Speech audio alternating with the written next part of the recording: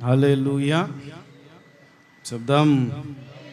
హల్లెలూయా హల్లెలూయా హల్లెలూయా. మంచిది. ఈరోజు రాత్రి బయలుదేరి మేము గుంటూరు సేవకుల కూడికకు వెళ్తాం. రేపు ఉదయం కూడిక. నా వరకు అయితే రేపు రాత్రికే రిటర్న్ అయిపోతాను. అక్కడ పరిస్థితులు అలా ఉంటాయి మాకు తెలీదు. రేపు రాత్రికే రిటర్న్ ఉంది. మంగళవారం ఉదయానికి నేను ఇక్కడ ఉంటాను. పరిచర్లు ఏమైనా ఉంటే చూసుకుంటాను. హల్లెలూయా గట్టిగా. మంచిది. బలారాధన కూడా ఉంది కనుక కొన్ని విషయాలు దేవుని మాటలు మాట్లాడుకుందాం. మన ప్రభు అయిన యేసుక్రీస్తు పరిశుద్ధ నామములో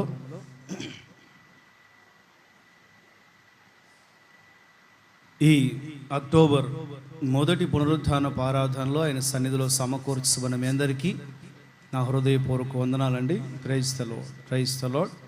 కొన్ని విషయాలు లేఖనాల్లో నుంచి నేను మీతో పంచుకొని సమయానికి నా సందేశం ముగించే ప్రయత్నం చేస్తాను. ముగింపు పరిశుద్ధాత్ముడు ఆత్మ చెప్పు సంగతులు చెవిగలవాడు మాత్రమే గ్రహించునుగాక. హల్లెలూయా. ఫ్యాన్స్ విషయమై మనం అనౌన్స్ చేశాం. కృప కలిగిన ప్రభు జ్ఞాపకం చేసుకున్నారు. ఆర్థిక బలాన్ని అనుగ్రహించారు.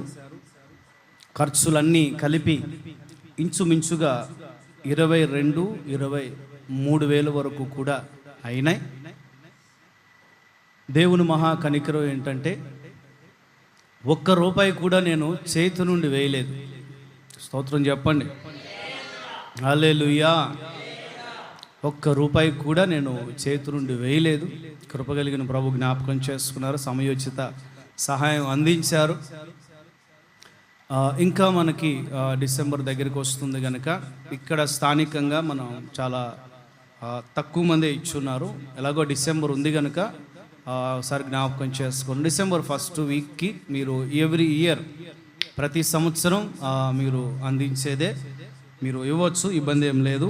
డిసెంబర్ 1st వీక్ డిసెంబర్లో నేను ఉంటే, డిసెంబర్లో ఇక్కడ గనక మనం ఉంటే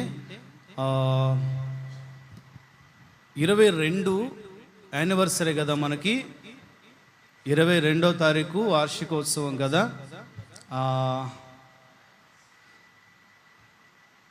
ఆదివారం నాడు వచ్చింది. అది ఆదివారం నాడు వచ్చింది. ఎవరిని ఇంచుమించుగా ఎవరు రారు, మనమే చేద్దామని నేను ఇష్టపడుతున్నాను. ఇక్కడ నుంచే చేద్దామని ఇష్టపడుతూ ఉన్నాను. ప్రభు జ్ఞాపకం చేసుకొని పరిస్థితులు అనుకూలపరిచేటట్లుగా ఒకసారి స్తోత్రం చెప్దాం. ప్రభు ఇచ్చిన ఫ్యాన్స్ కొరకు కూడా స్తోత్రం చెప్దాం. స్తోత్రం స్తోత్రం స్తోత్ర. ఇంకా భవిష్యత్తులో ఈ పరిచర్యలు యేసయ్య ఆశీర్వదించినాడు. స్తోత్రం చెప్దాం.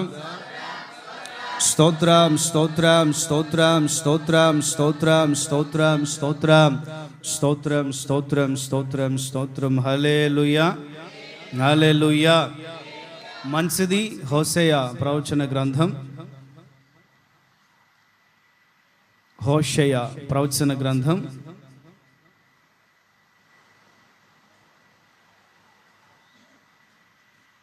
2వ అధ్యాయం.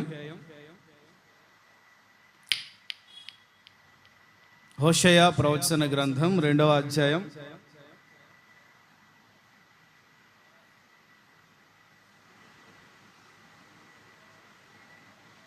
14వ వాక్యం నేను చదువుతాను, మీరు చూడండి. ఆ తర్వాత చూపించేవి మీరు చదవచ్చు. హోషేయ ప్రవచన గ్రంథం 2వ అధ్యాయం 14వ వాక్యం నేను చదువుతున్నాను, మీరు చూడండి. పిమ్మట దానిని ఆకర్షించి అరణ్యములోనికి కొనిపోయి అక్కడ దానితో ప్రేమగా మాట్లాడుదును. గట్టిగా సార్ చప్పలు కూడా వేసి నమ్మను కనపరచండి.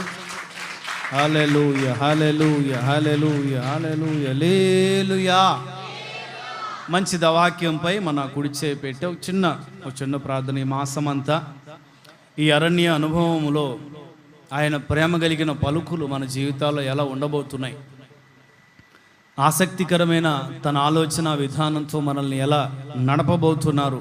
చిన్న ప్రార్థన. యేసయ్యా, ఈ మాట ద్వారా ఈరోజు మాతో స్పష్టంగా మాట్లాడండి. మా మనోనేత్రాలు వెలిగించండి. వినగల చెవులు, గ్రహించగల హృదయం, అంగీకరించగల మంచి మనస్సు మాకు ఇవ్వండి. ఈ వాక్యం, ఈ వాగ్దానం ఈ మాసంలో మా జీవితాల్లో ఫలభరితంగా మార్చండి. యేసయ్య నామములో ప్రార్థిస్తున్నాము తండ్రి. కృపగలిగిన ప్రభు, కార్యాలు ప్రారంభించినందుకు గట్టిగా చప్పట్లు చప్పట్లు చప్పట్లు చప్పట్లు. హల్లెలూయా హల్లెలూయా హల్లెలూయా హల్లెలూయా. ఇక జాగ్రత్తగా నా మాటలు వింటే నేను మీతో కొన్ని విషయాలు చెప్తాను. పిమ్మట దానిని ఆకర్షించి అరణ్యములోనికి కొనిపోయి ఆ అరణ్య అనుభవములో దానితో నేను ప్రేమగా మాట్లాడబోతున్నాను, మాట్లాడటానికి ఇష్టపడుతూ ఉన్నాను. ఈ మాసములో నా ప్రేమ కలిగిన పలుకులు ఈ అరణ్య యాత్రలో నా ప్రజల చెవిలో నేను వినిపించబోతున్నాను. స్తోత్రం చెప్పండి. హల్లెలూయా. చూడండి, మామూలుగా మనకు తెలుసు ఓడ యాత్ర, అరణ్య యాత్ర, రకరకాల యాత్రలన్నీ కూడా జీవిత యాత్రకి మనం పోల్చుకుంటాం. ఏ యాత్రకి చెప్పాలి. ఇది ఒక జీవిత యాత్ర. ఈ జీవిత యాత్రలో నేనే నా ప్రజల జీవితాల్లో యాత్రని ప్రారంభిస్తాను. నేను నా ప్రజలని అరణ్యంలోని తీసుకొని వెళ్ళడానికి ఇష్టపడుతున్నాను. ఎందుకంటే సమాజం మధ్యలో ఉంటే నేను మాట్లాడటం కుదరట్లా.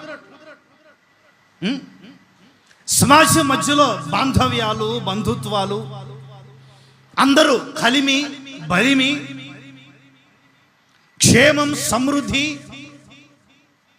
సమస్త విషయములలో ఏ కొరత లేని అనుభూతి, ఇవన్నీ చుట్టుపక్కల ఆవరించి ఉన్న ఈ పరిస్థితుల్లో నా ప్రజలతో మాట్లాడటానికి నాకు కుదరట్లా. వారు నాకు సమయం కేటాయించట్లేదు అని దేవుడు చెప్తున్నాడా? వారు నా వైపు చూడట్లేదు అని దేవుడు చెప్తున్నారా? ఏదైనా ఉండొచ్చు. నేను నా ప్రజల్ని ఈ మాసములో అరణ్యములోనికి తీసుకొని వెళ్ళబోతున్నాను. గట్టిగా గట్టిగా గట్టిగా. ఇంగ్లీష్లో వైల్డ్నెస్ అనే పదం ఉంటుంది. దానికి అర్థం ఏంటంటే ఎడారి అనే ఒక పదం వస్తుంది, నిర్మానుష్య ప్రదేశం అనే ఒక పదం వస్తుంది, నిర్జన ప్రాంతం. ఏంటది చెప్పాలి? నిర్జన ప్రదేశం, నిర్మానుష్య అంటే మనుష్యులు ఎవ్వరు కూడా లేని ప్రాంతం, బంధాలు ఎవ్వరు కూడా లేని ప్రాంతం. అరణ్య రోదన ఆ పదం తెలుసా మీకు? ఏ రోదన చెప్పండి అందరూ. అరణ్య రోదన పదానికి అర్థం ఏంటంటే వెర్రి కేక, గొంతు చించుకొని వెర్రి కేక వేసినా కూడా ఆ కేక చుట్టుపక్కల వాళ్ళు ఎవ్వరికి కూడా వినబడనంత ఒంటరి దూరం, అంత ఎడారి, కేకలు వినేవారు లేని ప్రాంతం, కన్నీళ్లు చూసేవారు లేని ప్రాంతం, హృదయ వేదన, గుండె భారం, ఆ బరువెక్కిన జీవితాలని చూసేవాళ్ళు, ఆర్చేవాళ్ళు, తీర్చేవాళ్ళు, ఆదరించి, ఓదార్చి, శాదదీర్చి, బలపరిచి నేనున్నానని భరోసానివ్వగలిగిన వాళ్ళు ఏ ఒక్కరూ కూడా కనుచూపు మేరలో కనిపించని ప్రాంతం ఈజ్ ఈక్వల్ టు అరణ్య ప్రాంతం. ఏ ప్రాంతం చెప్పాలి. నేను నా ప్రజల్ని అరణ్యానికి తీసుకొని వెళ్ళాలనుకుంటున్నానయ్యా. మనకు బాగా సుపరిచయమైన ఒక విషయం, ఒక రిఫరెన్స్, ఒక సందర్భం ఏమిటి అని అంటే, మీరు ఎక్కువగా ఆలోచించకపోయి ఉండొచ్చు, కొంచెం బైబిల్ జ్ఞానం తెలిసిన వాళ్ళు ఆలోచిస్తారు. మోషే 4వ అధ్యాయం 3వ అధ్యాయంలో నిర్గమలో యేసయ్య ద్వారా దర్శించబడిన తర్వాత మోషే ఫరో ముందు వెళ్ళి ప్రతి సమయంలో ప్రతి సమయంలో మోషే నోట్లో ఉన్న ఒక మాట ఏంటంటే, లెట్ మై పీపుల్ గో, నా ప్రజల్ని పంపించు, నాకు నా ప్రజలు అరణ్యములో ఉత్సవం చేయాలి అని హెబ్రీల దేవుడు సెలవిస్తున్నాడని ఫరోకు చెప్పు. మెయిన్ కాన్సెప్ట్ అతని కీవర్డ్స్ ఏంటి అని అంటే, అరణ్యములో నాకు పండుగ చేయాలి, నాకు ఉత్సవం చేయాలి, నా ప్రజలను పంపించు. ఏంటి అతని ముఖ్య ఉద్దేశం ఏంటి?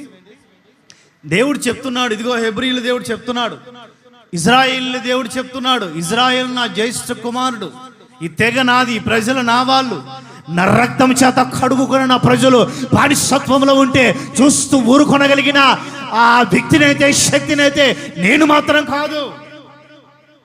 పరిస్థితుల ప్రభావాన్ని బట్టి కొంతకాలం అప్పగించా.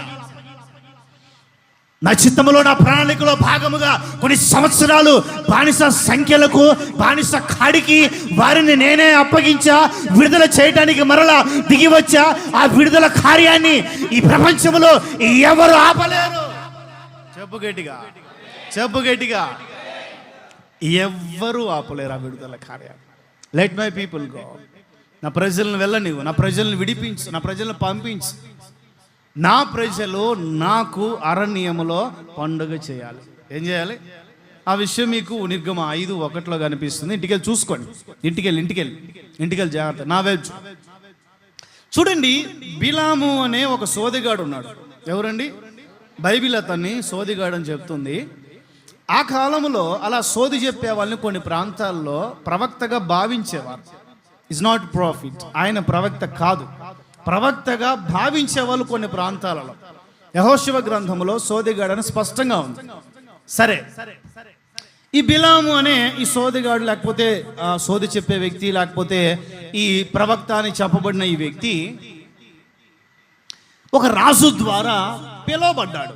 ఇదిగో ఫలానా తెగ మిడతల దండు వలె అక్కడంతా దండుపేట వేశారయ్యా, వారు మా ప్రాంతాలలో నాశనం చేస్తారేమో, మా కీడుగా, మాకు ప్రక్కలో బల్లెముగా ఉంటారేమో, మాకు భయంగా ఉంది.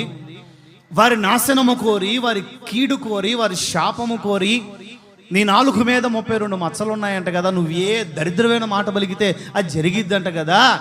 వాళ్ళ వైపు చూసి ఒక్క దరిద్రమైన పదం పలుకునైనా నీకు ఎంత కావాలంటే అంత ఇస్తా, ఏం కావాలంటే అంత ఇస్తా. ఇల్లు, స్థలాలు, పొలాలు, ఫ్లాట్లు, అపార్ట్మెంట్లు, ఉద్యోగం కావాలా, లేకపోతే నీ జీవితకాలం, నీ పిల్లల తరతరాలు ఉపయోగపడే సంపద నేను నీకు ఇస్తాను, ఎంత కావాలంటే అంత ఇస్తా. వారు మాత్రం ఆశీర్వదించబడకూడదు అని చెప్పి పిలిచి శపించాయా అంటాడు. ఇంకా కొన్ని విషయాలు జరుగుతాయి. ఆ తర్వాత చూసుకొని మీకు తెలిసిందే. మొదట రానంటాడు, తర్వాత ధనాశతోనో, బంగారంపై, వస్త్రాలపై ఆస్తోనో సంథింగ్ ఆయన వచ్చేస్తాడు. ఇప్పుడు బిలాము ఇజ్రాయేలీల్ని శపించాలి. ఏం చేయాలి చెప్పండి? చెప్పాలి. శపించాలి. స్టార్ట్ చేశాడు. ఎంత శపిద్దామని ఎన్ని బలిపీఠాలు కట్టినా, ఎన్ని బలులు ఇచ్చినా, ఎంత కనిపెట్టినా అతని నోట్లో, అతని నాలుకపై ఉన్న శాపమును వారు ఆరాధిస్తున్న ఇజ్రాయేలు పరిశుద్ధ దేవుడు ఎల్ షద్దాయ్, సర్వశక్తి కలిగిన వారి దేవుడు, ఆ శాపమును ప్రతిసారి ఆశీర్వాదకరంగా మారుస్తూనే వచ్చాడు. ఏమని చెప్పండి? గట్టిగా చెప్పండి. ఒకే ఒక మాట, ఆయన నిన్ను ఆశీర్వదిస్తే ఈ ప్రపంచములో ఎవ్వరూ నిన్ను శపించలేరు. ఏ శాపము నీ మీద పనిచేయదు, ఏ చాతబడి నీ మీద పనిచేయదు, ఏ మంత్రం, తంత్రం, యంత్రం నీ మీద పనిచేయదు, ఏ వ్యతిరేక పరిస్థితి నీపై జయము పొంద చాలదు. స్తోత్రం కలుగునుగాక నా ప్రభువుకి. ఎవ్వరు కూడా శపించలేరు, ఎవ్వరు కూడా కీడు పలకలేరు, ఆ కీడు జరగదు. మేలే మీకు జరుగునుగాక. ఆమేన్, హల్లెలూయా. అలా మనిషి ఎంత ప్రయత్నించినా జరగట్లా, కీడైతే రావట్లా, ఆశీర్వాదం వస్తుంది. రాజేమో భయపడుతున్నాడు. మూలిగే నక్క మీద 3 విత్తనాలు తాటికేయబడినట్లుగా, అరే బాబు, వాళ్ళ ఆ దండు చూసి నేను చాలా భయపడుతూ ఉంటే నువ్వేమో శపించమని పిలిస్తే ఆశీర్వదిస్తూ ఉన్నావు, ఏంటి పరిస్థితి అని ఈ కొండ, ఆ కొండ అన్ని రకాల కొండలు ఎక్కించాడు. చివరికి 24వ అధ్యాయం దగ్గరికి వచ్చేసరికి బిలాము ఒక నిర్ణయానికి వచ్చాడు. నిద్రపోకూడదు. బిలాము ఒక నిర్ణయానికి వచ్చాడు. గాలి ఆడుతుందా? ప్రయాస ఏమైనా అర్థమైందా? ఫలించిందా? స్తోత్రం కలుగునుగాక. హల్లెలూయా. మంచిది. బిలాము ఒక నిర్ణయానికి వచ్చాడు. ఇజ్రాయేలీలను దీవించటం దేవునికి ఇష్టమైనప్పుడు ఇక నేనేం చేయగలను?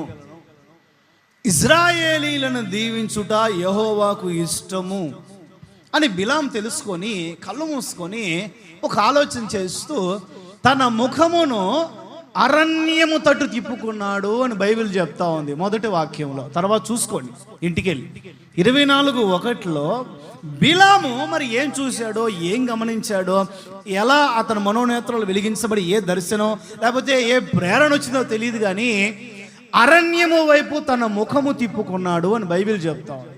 ఎటువైపు తిప్పుకున్నాడు?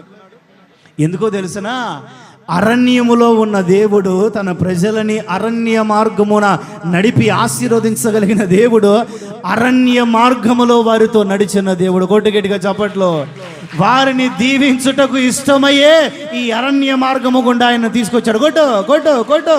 ఈ అరణ్య మార్గంలో ఇజ్రాయెల్ని ఆయన తీసుకొచ్చిన ఉద్దేశం వారిపై తన దీవెన నిలపాలని.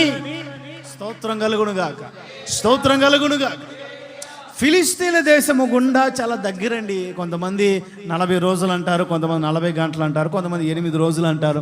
మొత్తానికి చాలా తక్కువ సమయంలో వెళ్ళిపోవచ్చు.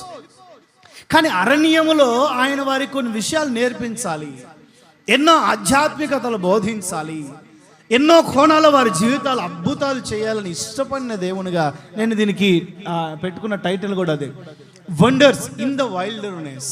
అరణ్యములో అద్భుతాలు. స్తోత్రం చెప్పండి, గట్టిగా చెప్పండి. ఈ మాసములో ఆయన ప్రారంభించబోతున్నాడు అద్భుతాల్ని. చెప్పు. ఈ అరణ్య యాత్రని జీవితంలో, నీ కుటుంబంలో, పరిస్థితుల్లో నా ప్రభు అద్భుతములు చేయుదురుగాక.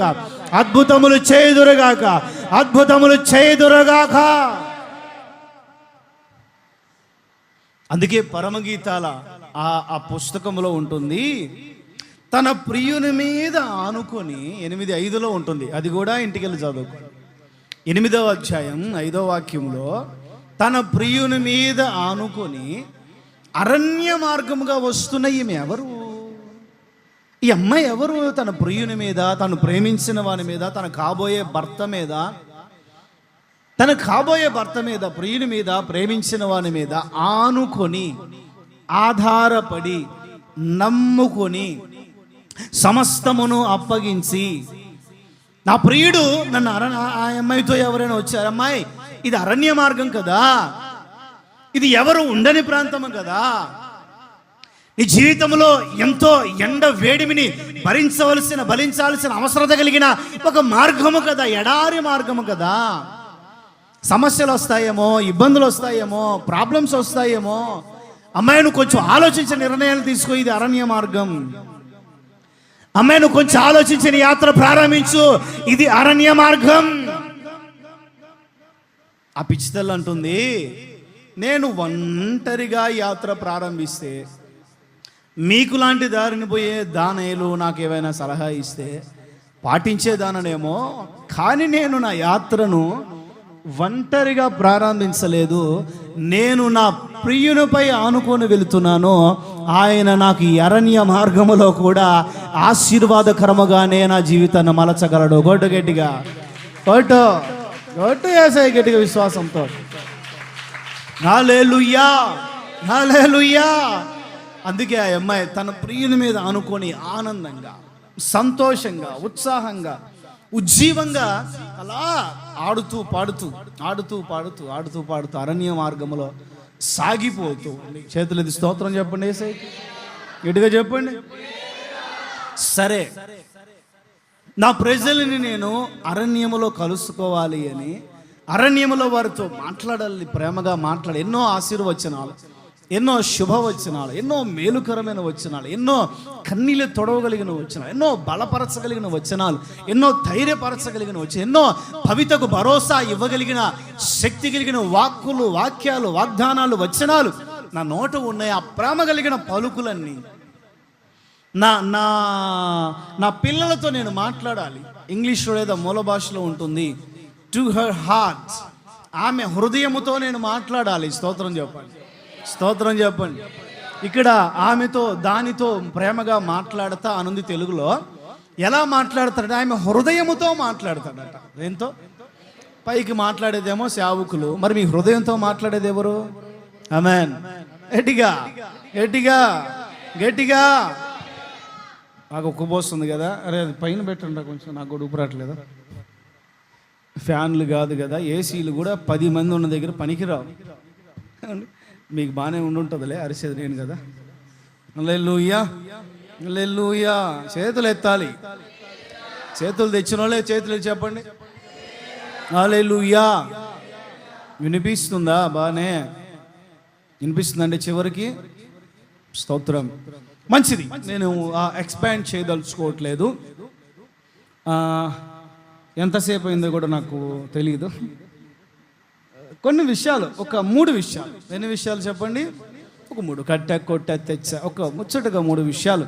అరణ్యములో మన దేవుడు మనల్ని నడిపిస్తూ, ఈ అరణ్య మార్గములో ఆయన మనకి ఇవ్వాలి అని అనుకుంటూ ఉన్న, ఈ మాసములో ఇవ్వబోతూ ఉన్న ఆశీర్వాదాలు ఏంటి? ఒక నెలకి మాత్రమే అని కాదు కానీ నెల నెల యేసయ్య నూతన కోణాల్లో మనతో మాట్లాడుతూ దర్శిస్తూ వస్తున్నారు. కానీ ఈ మాసములో ఆయన మనకి చేయదలిచిన మేలులేంటి? ఈ అరణ్యము అనే ఈ టైటిల్ భాగంగా అరణ్యములో పోషిస్తాడు. ఆమె చెప్పండి. నెహెమ్యా 9:21. ఇంచుమించుగా మన ఇజ్రాయేలీల అరణ్య యాత్ర మీదుగానే వర్తమానం కాస్తంత సాగుతుంది. జాగ్రత్తగా వినాలి, అప్పుడే అర్థమవుతుంది. క్షమించండి, నెహెమ్యా 9:21, 9:21.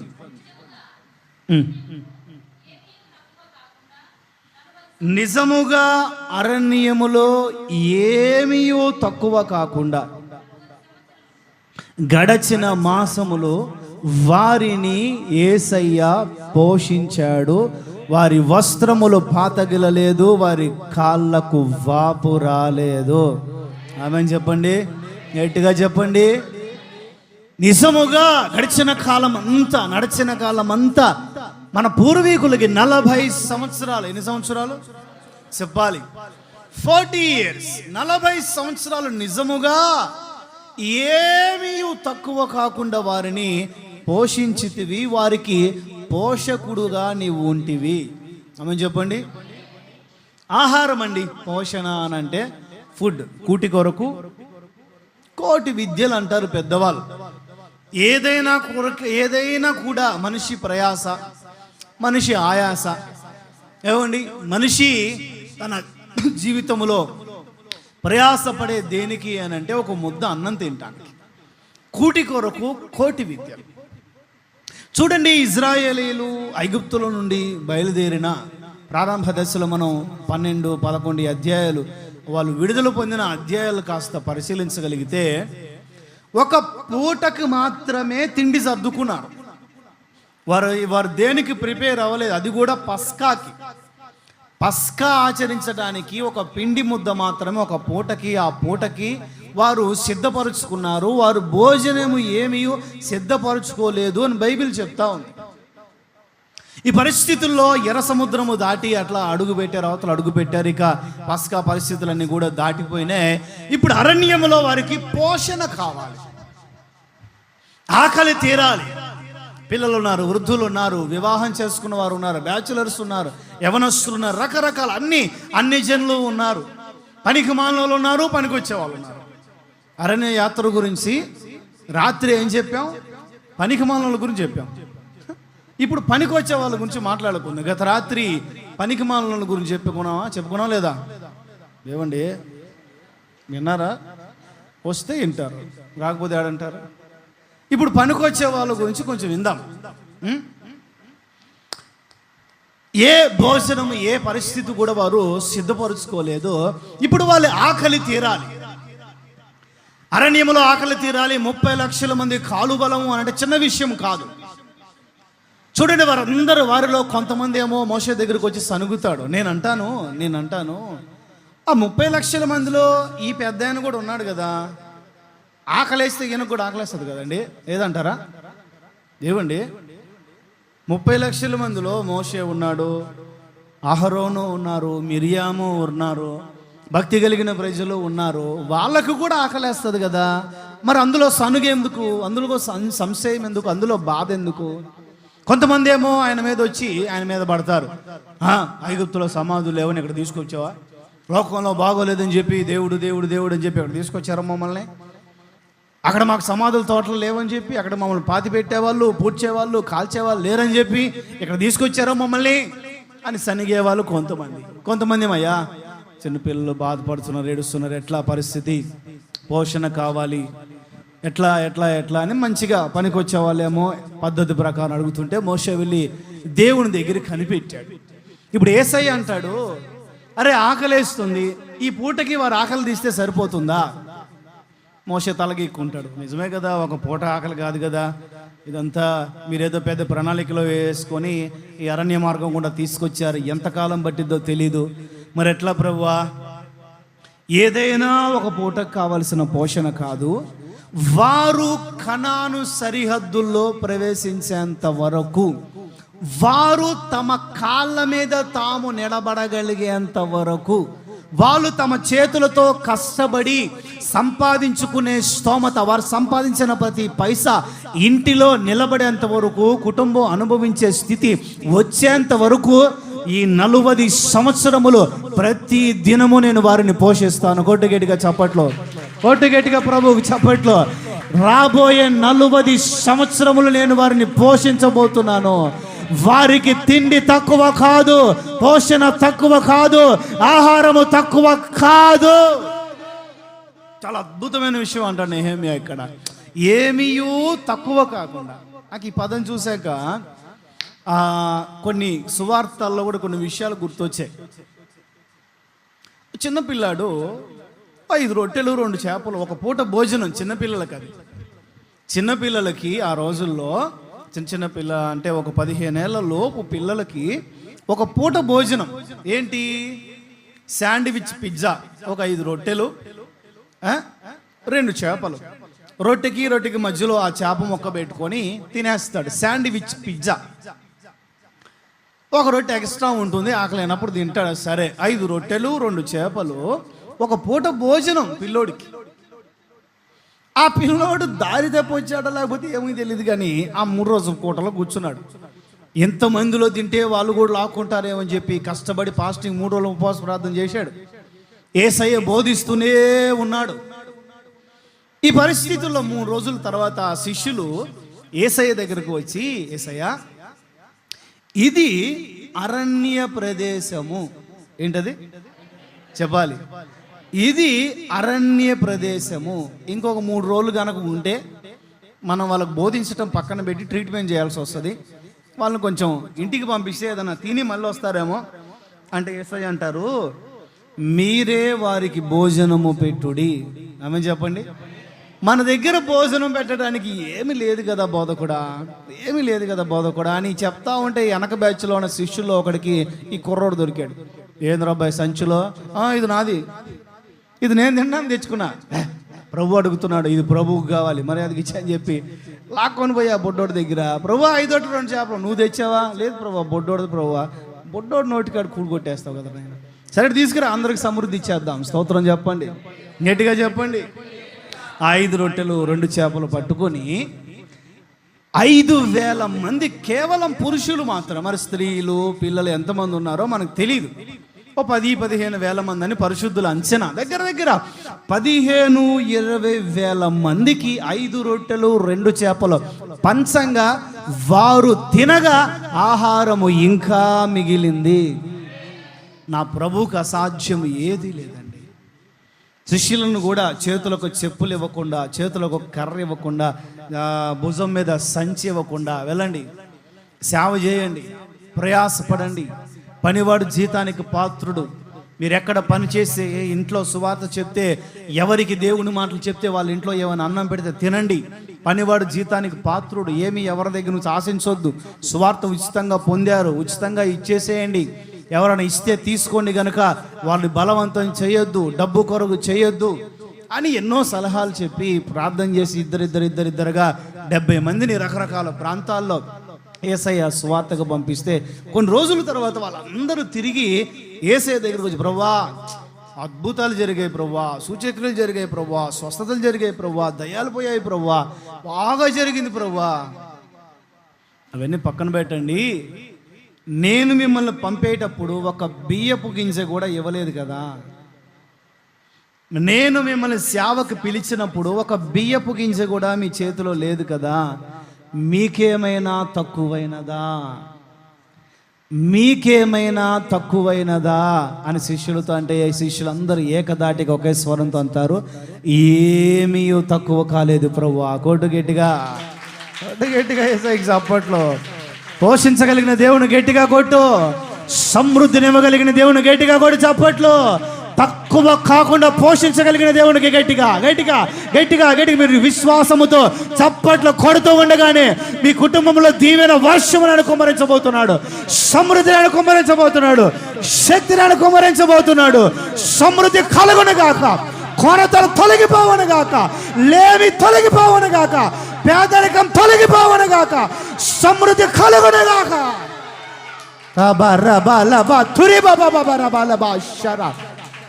తక్కువ కాకుండా నా దేవుడు పోషించగలడు, తక్కువ కాకుండా నా దేవుడు పోషించగలడు. సర్వశక్తి కలిగిన వాడు ఆయన. ఏ ఆధారం లేదు, ఏ ఆశ్రయం లేదు, నమ్మదగిన వారు ఎవరు లేరు. అరణ్య ప్రదేశం 40 సంవత్సరాలు చరిత్రలో చిరస్థాయిగా నిలబడిన ఒక నగ్న సత్యం.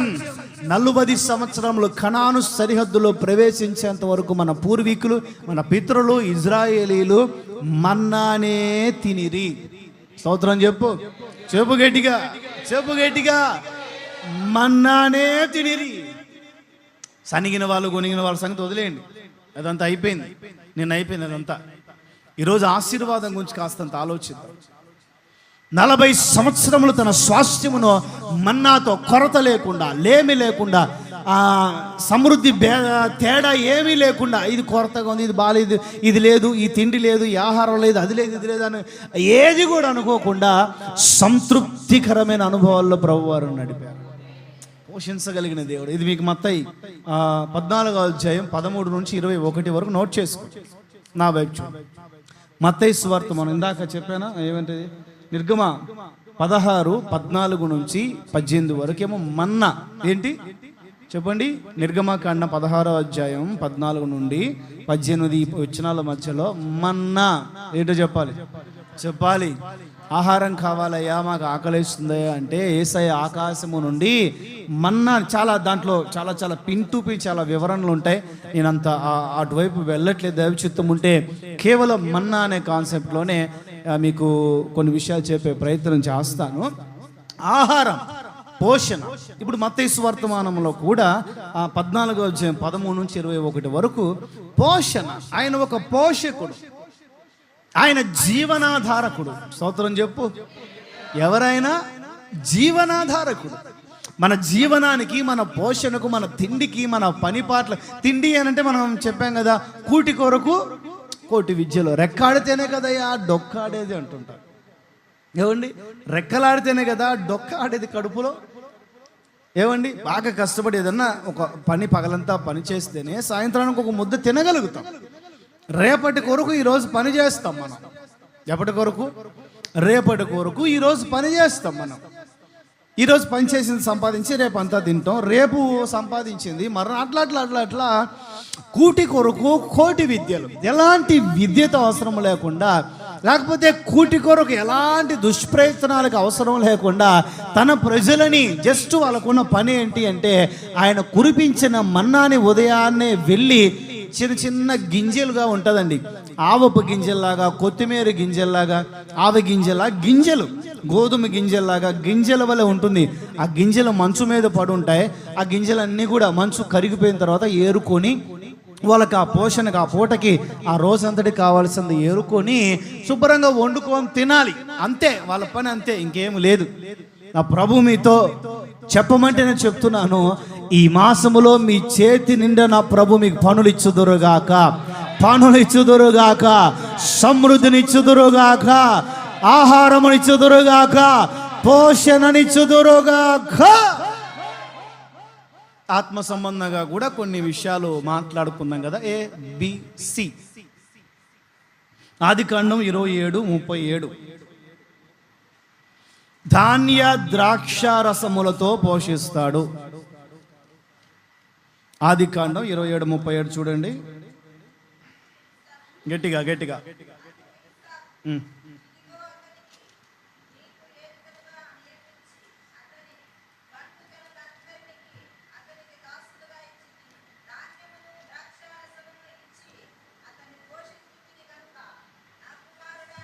ధాన్యమును ద్రాక్షరసమును ఇచ్చి అతనిని పోషించి తిని, లేదా ధాన్యమును ద్రాక్షరసమును దేవుడు అతనికి ఇస్తాడు, పోషిస్తాడు అని అతనిని ఆశీర్వదించి తిని. స్తోత్రం చెప్పండి.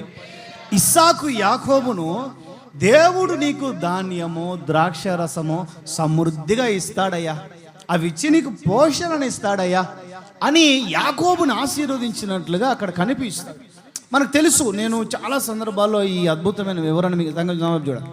ఈ అద్భుతమైన వివరణ, యాకోబు ఇంట్లో నుంచి వెళ్ళిపోయిన పరిస్థితులు, ఇవన్నీ వివరించా. మీరే నాకు చెప్పండి, యాకోబు ఇంట్లో నుంచి వెళ్ళిపోయినప్పుడు పరిస్థితి ఎలాంటిది? ఏమండి, వాళ్ళ తాత అబ్రంగర్ బెటర్ వాటర్ బాటిల్, ఏమంటే పులిహోర పొట్లం ఇచ్చాడు. ఎవరికి? హాగరమ్మకి. కానీ ఈ యాకోబు లేకపోతే ఇస్సాకు యాకోబును పంపించేటప్పుడు ఎలాంటి ప్రిపరేషన్ లేకుండా కేవలం చేతికర్ర మాత్రమే ఇచ్చి, నది దాటి వెళ్ళు, మీ బంధువుల దగ్గరికి, మీ అమ్మ వాళ్ళ అన్నగారు వాళ్ళ దగ్గరికి వెళ్ళు, అక్కడ ఎవరైనా పిల్లలు ఉంటే వాళ్ళని పెళ్లి చేసుకో, అక్కడే ఉండు, లేకపోతే మరలా పిలిపించేంత వరకు ఆడే పని చేసుకో అని చెప్పి, ఎప్పుడు వస్తాడో, ఎలా వస్తాడో, అసలు వస్తాడా రాడా, బతుకుతాడా, ఆ అరణ్య యాత్రలో, ఆ నది దాటి వెళుతున్న అరణ్య యాత్రలో, ఆ బేతేలు పరిస్థితుల్లో అతను మరలా తిరిగి వస్తాడా రాడా కూడా తెలియదు. పంపించేశారు. చేతికర్రతో మాత్రమే, ఏమీ లేకుండా మాత్రమే తన జీవితాన్ని, తన యాత్రను యాకోబు ప్రారంభించాడు. ఏం ప్రారంభించాడు? యాత్ర ఏంటి చెప్పాలి? ఆ అరణ్య యాత్ర ఏమీ లేకుండా, ఎంటీ ఏమీ లేకుండా ప్రారంభించాడు. చూడండి, కానుక సగానికి సగము పక్కకు తీసి కానుక వాళ్ళ అన్నకి ఇవ్వంగా కావలసినంత కలిగినంత రెండంతల దీవెనలతో యాకోబు మరలా తిరిగి వచ్చాడు. కొట్టు గట్టిగా, కొట్టు యేసయ్యకి గట్టిగా కొట్టు. దేవుడు అన్యాయస్తుడు కాదండి. పిలిచిన దేవుడు అన్యాయస్తుడు కాదు. పిలిచిన దేవుడు, పంపిన దేవుడు అన్యాయస్తుడు కాదు. అంతే. ఆయన అన్యాయస్తుడు అని మనం పలికాము అని అంటే మనలోనే న్యాయం లేదు అని అర్థం. మనమే అన్యాయస్తులమై ఉండి ఆయనపై నేరము మోపుతున్నామని అర్థం. ఆయన అన్యాయస్తుడు కాదు. స్తోత్రం చెప్పు, గట్టిగా చెప్పు, గట్టిగా చెప్పు. ఇవ్వగలడు, చేతి నిండా పనులు ఇవ్వగలడు, కుటుంబాన్ని పోషించగలడు. యోసేపు వాళ్ళ అన్నలతో ఒక మాట, ఒక అద్భుతమైన మాట అంటాడు. నేను అది నోట్ చేసుకోలేదు, కానీ చదివాను. ఈ సిచ్యువేషన్లో, ఈ పోషణ సిచ్యువేషన్ చదివాను. ఈ 2 నెలలుగా నేను ఆదికాండం, నిర్గమకాండం, ఇంగ్లీష్, తెలుగు ఇవన్నీ చదువుకుంటూ వస్తూ ఉన్నాను. మా నాన్నని, మా అమ్మ వాళ్ళని, పిన్ని వాళ్ళని, మీ పిల్లల్ని అందరినీ కూడా ఇక్కడికి తీసుకొచ్చేసేయండి. నేను మీకు పేదరికము రాకుండా పోషిస్తా. ఏం రాకుండా చెప్పండి? నేను మీకు పేదరికము రాకుండా పోషిస్తా. దేవుని ప్రజలు పేదవాళ్ళుగా ఉండాలి అన్నది దైవచిత్తం కాదండి. దేవుని ప్రజలు సమృద్ధితోనే ఉండాలి. దేవుని ప్రజలు ధాన్యము ద్రాక్షారసము సమృద్ధి కలిగిన వారే మాత్రమే ఉండాలి.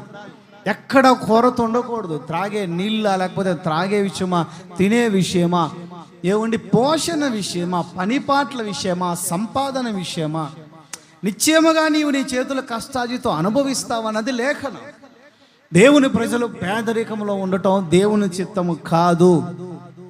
చాలామంది చెప్తూ ఉంటారు పాపం, వాళ్ళ ఆర్థిక పరిస్థితులను బట్టి సన్న బియ్యము కూడా కొనుక్కోలేని స్థితిలో కొన్ని పరిస్థితుల్లో జీవితాలు నడిపించబడుతూ ఉంటే, చెప్తూ ఉంటే, వింటూ ఉంటే ఒక్కొక్కసారి చాలా బాధేస్తూ ఉంటుంది, చాలా వేదన అనిపిస్తూ ఉంటుంది, చాలా ఏడుస్తూ కన్నీరు గారుస్తూ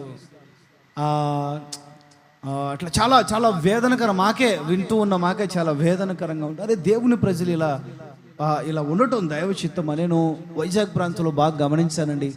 ఎవరెవరైతే ఎలాంటి సమస్య అయ్యా ఎక్కడికి పోతుంది సమాజం, బయటికి వెళ్ళి మాట్లాడుకో. హల్లెలూయా హల్లెలూయా హల్లెలూయా చెప్తా 3 సార్లు గట్టిగా.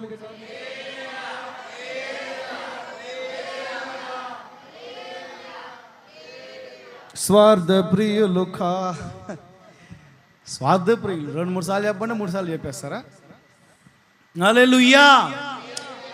పోషణ, మనం ఆరాధిస్తున్న దేవుడు మనల్ని పోషించగలిగిన దేవుడు, సమృద్ధిని ఇవ్వగలిగినది, అవసరమైన ప్రతిదీ కూడా అనుగ్రహించగలిగిన దేవుడు.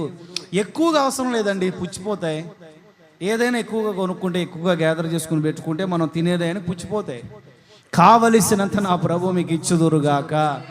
అదే మరలా తిరిగి యాకోబు ఏశావు దగ్గరికి వస్తున్నప్పుడు, ఏశావు యాకోబు కమల పిల్లలు కదా, ఎదురెదుర ముఖాముఖిగా పడినప్పుడు రాత్రంతా యాకోబు దేవుని ముఖ దర్శనం చూసి పొద్దున్నే వాళ్ళ అన్నతో అంటాడు, అన్నా దేవుని చూసినాడు, నువ్వు దేవుడు అన్నా అంటాడు. ఏమంటాడండి?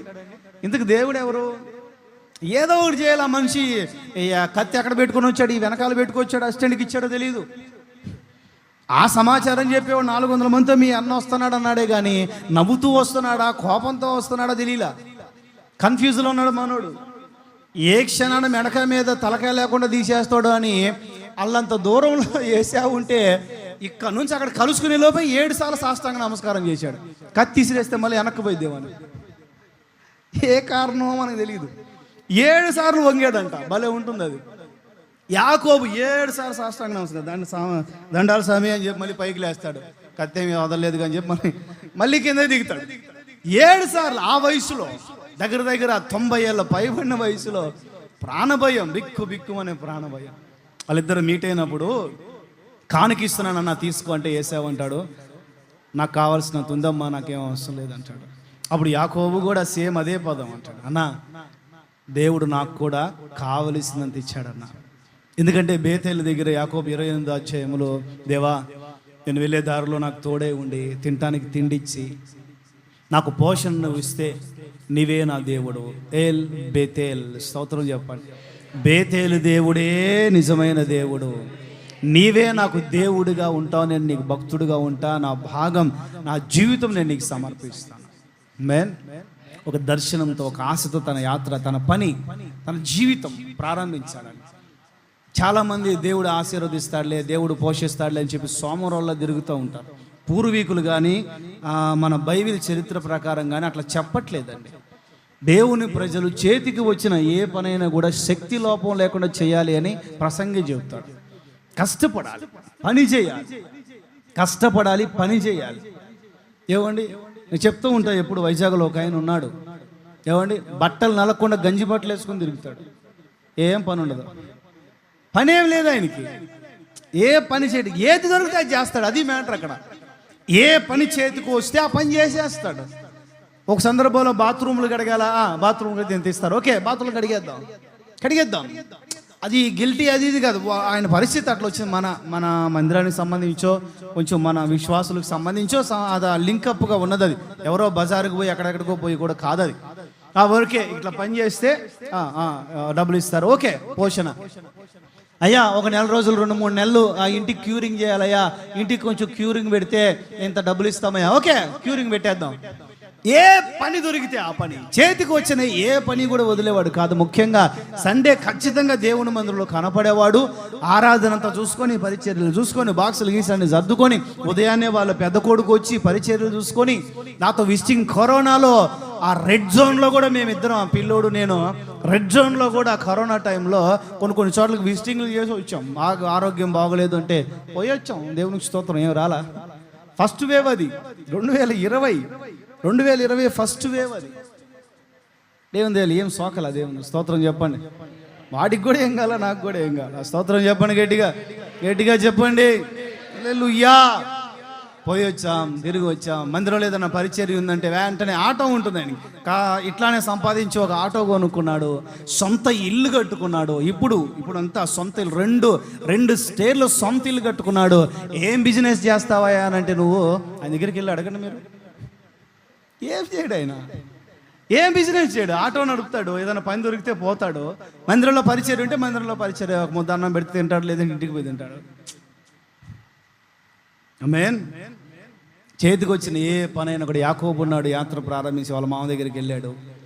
ఏంటి అల్లుడు 10 రోజులు ఉన్నాడు, ఇంకేంటి అల్లుడు పోతావా ఉంటావా, నాకు పని కావాలి మామ, ఏదో ఒక పని చేస్తాయి. గొర్రెలు గాయాలి కాద్దాం.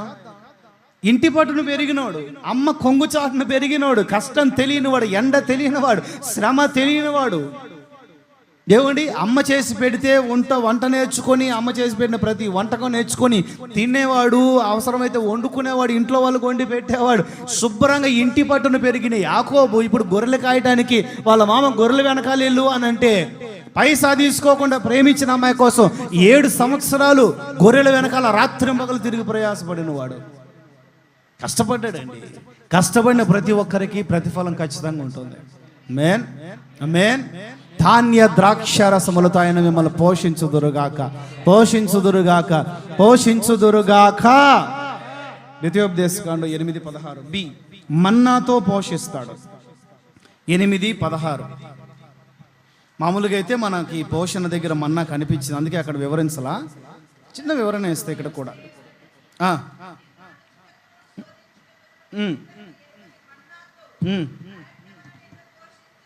స్తోత్రం చెప్పండి. పోషించెను, నీవు ఆరాధిస్తున్న నీ దేవుడు నిన్ను అనచుటకు, నీకు పాఠం నేర్పించుటకు, నీకు బుద్ధి నేర్పించుటకు, నీకు భక్తి నేర్పించుటకు, నీకు పరిశుద్ధత నేర్పించుటకు, నీకు ఆధ్యాత్మిక పాఠాలు నేర్పించుటకు ఒకే స్థితిలో నీ పోషణ నడిపించాడు. అది గుర్తుపెట్టుకోవాలి. 40 సంవత్సరాల వాళ్ళు ఏం తిన్నారండి? వినిపించట్లా, చెప్పాలి. ఒకే ఆహారం, ఒకే ఫుడ్, ఒకే పప్పు అన్నం, చెప్పాలంటే ఒకే సాంబార్ మీద, ఒకే పచ్చడి మెతుకులు, అన్నం వండుకోవడం, బయట ఏదైనా 10 రూపాయల కూర తెచ్చుకొని తింటావు. 40 సంవత్సరాలు ఒకే స్థితిలో. దేనికి అంటే నీకు నేర్పించడానికి. ఈ అరణ్య యాత్రలో ఎందుకు కొన్ని జీవితాలని ఒకే స్థితిలో ఆయన నడిపిస్తున్నాను నువ్వు అర్థం చేసుకోవాలి. నీ పోషకుడిపై నీవు ఆధారపడాలి. నిన్ను పోషించగలిగిన, అభివృద్ధి పరచగలిగిన దేవుడు ఒకడు ఉన్నాడు. ఆయన పేరు నజరేయుడైన యేసు అనే వివేకం నీకు రావాలి. నేను సంపాదించగలను, నన్ను నేను పోషించగలను, నేను దీవించబడగలను, నేను కష్టపడగలను, నా రెక్కల కష్టంపై నా జీవితాన్ని నేను కట్టుకోగలను అనే స్వయం శక్తిపై నీవు ఆధారపడటం మానుకునేంత వరకు కూడా, నేను నేను నేను అనే స్వభావం నువ్వు మానుకునేంత వరకు కూడా ఒకే మన్నాతో పోషిస్తాడు ఆయన. ఏంటది చెప్పాలి. ఒకే 40 ఏళ్ళు. కొంతమంది సనుక్కునే వాళ్ళ పరిస్థితి అదే. సనక్కూడదు. ఎప్పుడు ఇదే స్థితి. అప్పులు తీరట్లేదు, చెప్పండి, రోగాలు తీరట్లేదు, ఒకే స్థితి. సంపాదించిందంతా ఆ రోజుకే అయిపోతుంది. ఎంత కష్టపడి, 1 గంట ఎక్కువ కష్టపడినా కూడా మరి అది ఎక్కడికి వెళ్తుందో అర్థం కావట్లేదు. ఆ గంట ఇన్కమ్ ఎక్కడికి వెళ్తుందో అర్థం కావట్లేదు. ఏంటిది చెప్పాలి గట్టిగా, అందరూ చెప్పాలి.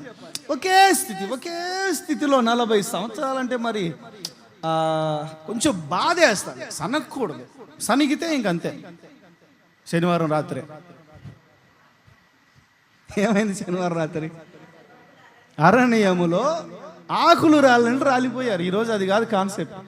ఇవన్నీ పెద్ద అయితే ఎక్స్పాండ్ అవుతుందని నేను రాత్రి చెప్పా. అవన్నీ పెద్ద సబ్జెక్ట్ ఇది. అందుకనే రాత్రి కొన్ని 30 గంట దగ్గర 40-45 నిమిషాల దగ్గర అవన్నీ మీకు వివరించింది. అందుకే సనక్కూడదు. ఓర్పు, సహనం, ఓపిక, మంచి మనస్తత్వం, కనిపెట్టగలిగిన మనస్తత్వం, ఇవన్నీ నీకు నేర్పించడానికి నిన్ను మన్నాతో పోషిస్తున్నాడు. ఇంకోటి గుర్తుపెట్టుకోవాలి, అసలు ఆ మన్నా కూడా లేకపోతే పరిస్థితి ఏంటి? ఆ రోజు పని నీకు లేకపోతే పరిస్థితి ఏంటి? అప్పులు క్రమక్రమంగా పెరిగిపోతుండే పరిస్థితి ఏంటి? అది గమనించట్లేదా? సమస్యలు క్రమక్రమంగా, రోగాలు, సమస్యలు, ఇబ్బందులు క్రమక్రమంగా పైకి పెట్టమంటే నువ్వు నీకు పెట్టుకున్నావు దాన్ని. రేయ్ ఎటు తిరుగుతుంది అదే, అది ఎటో పోతుంది, అది బలారాధన సామాన్లకు పోతుంది. ఈడ పెట్టుతాను ఊపిరి రావట్లేదు అసలు. ఇక్కడ పెట్టి తప్పించి ఇటు నుంచి తీసుకో కనెక్షన్ పైకి పైనుంచి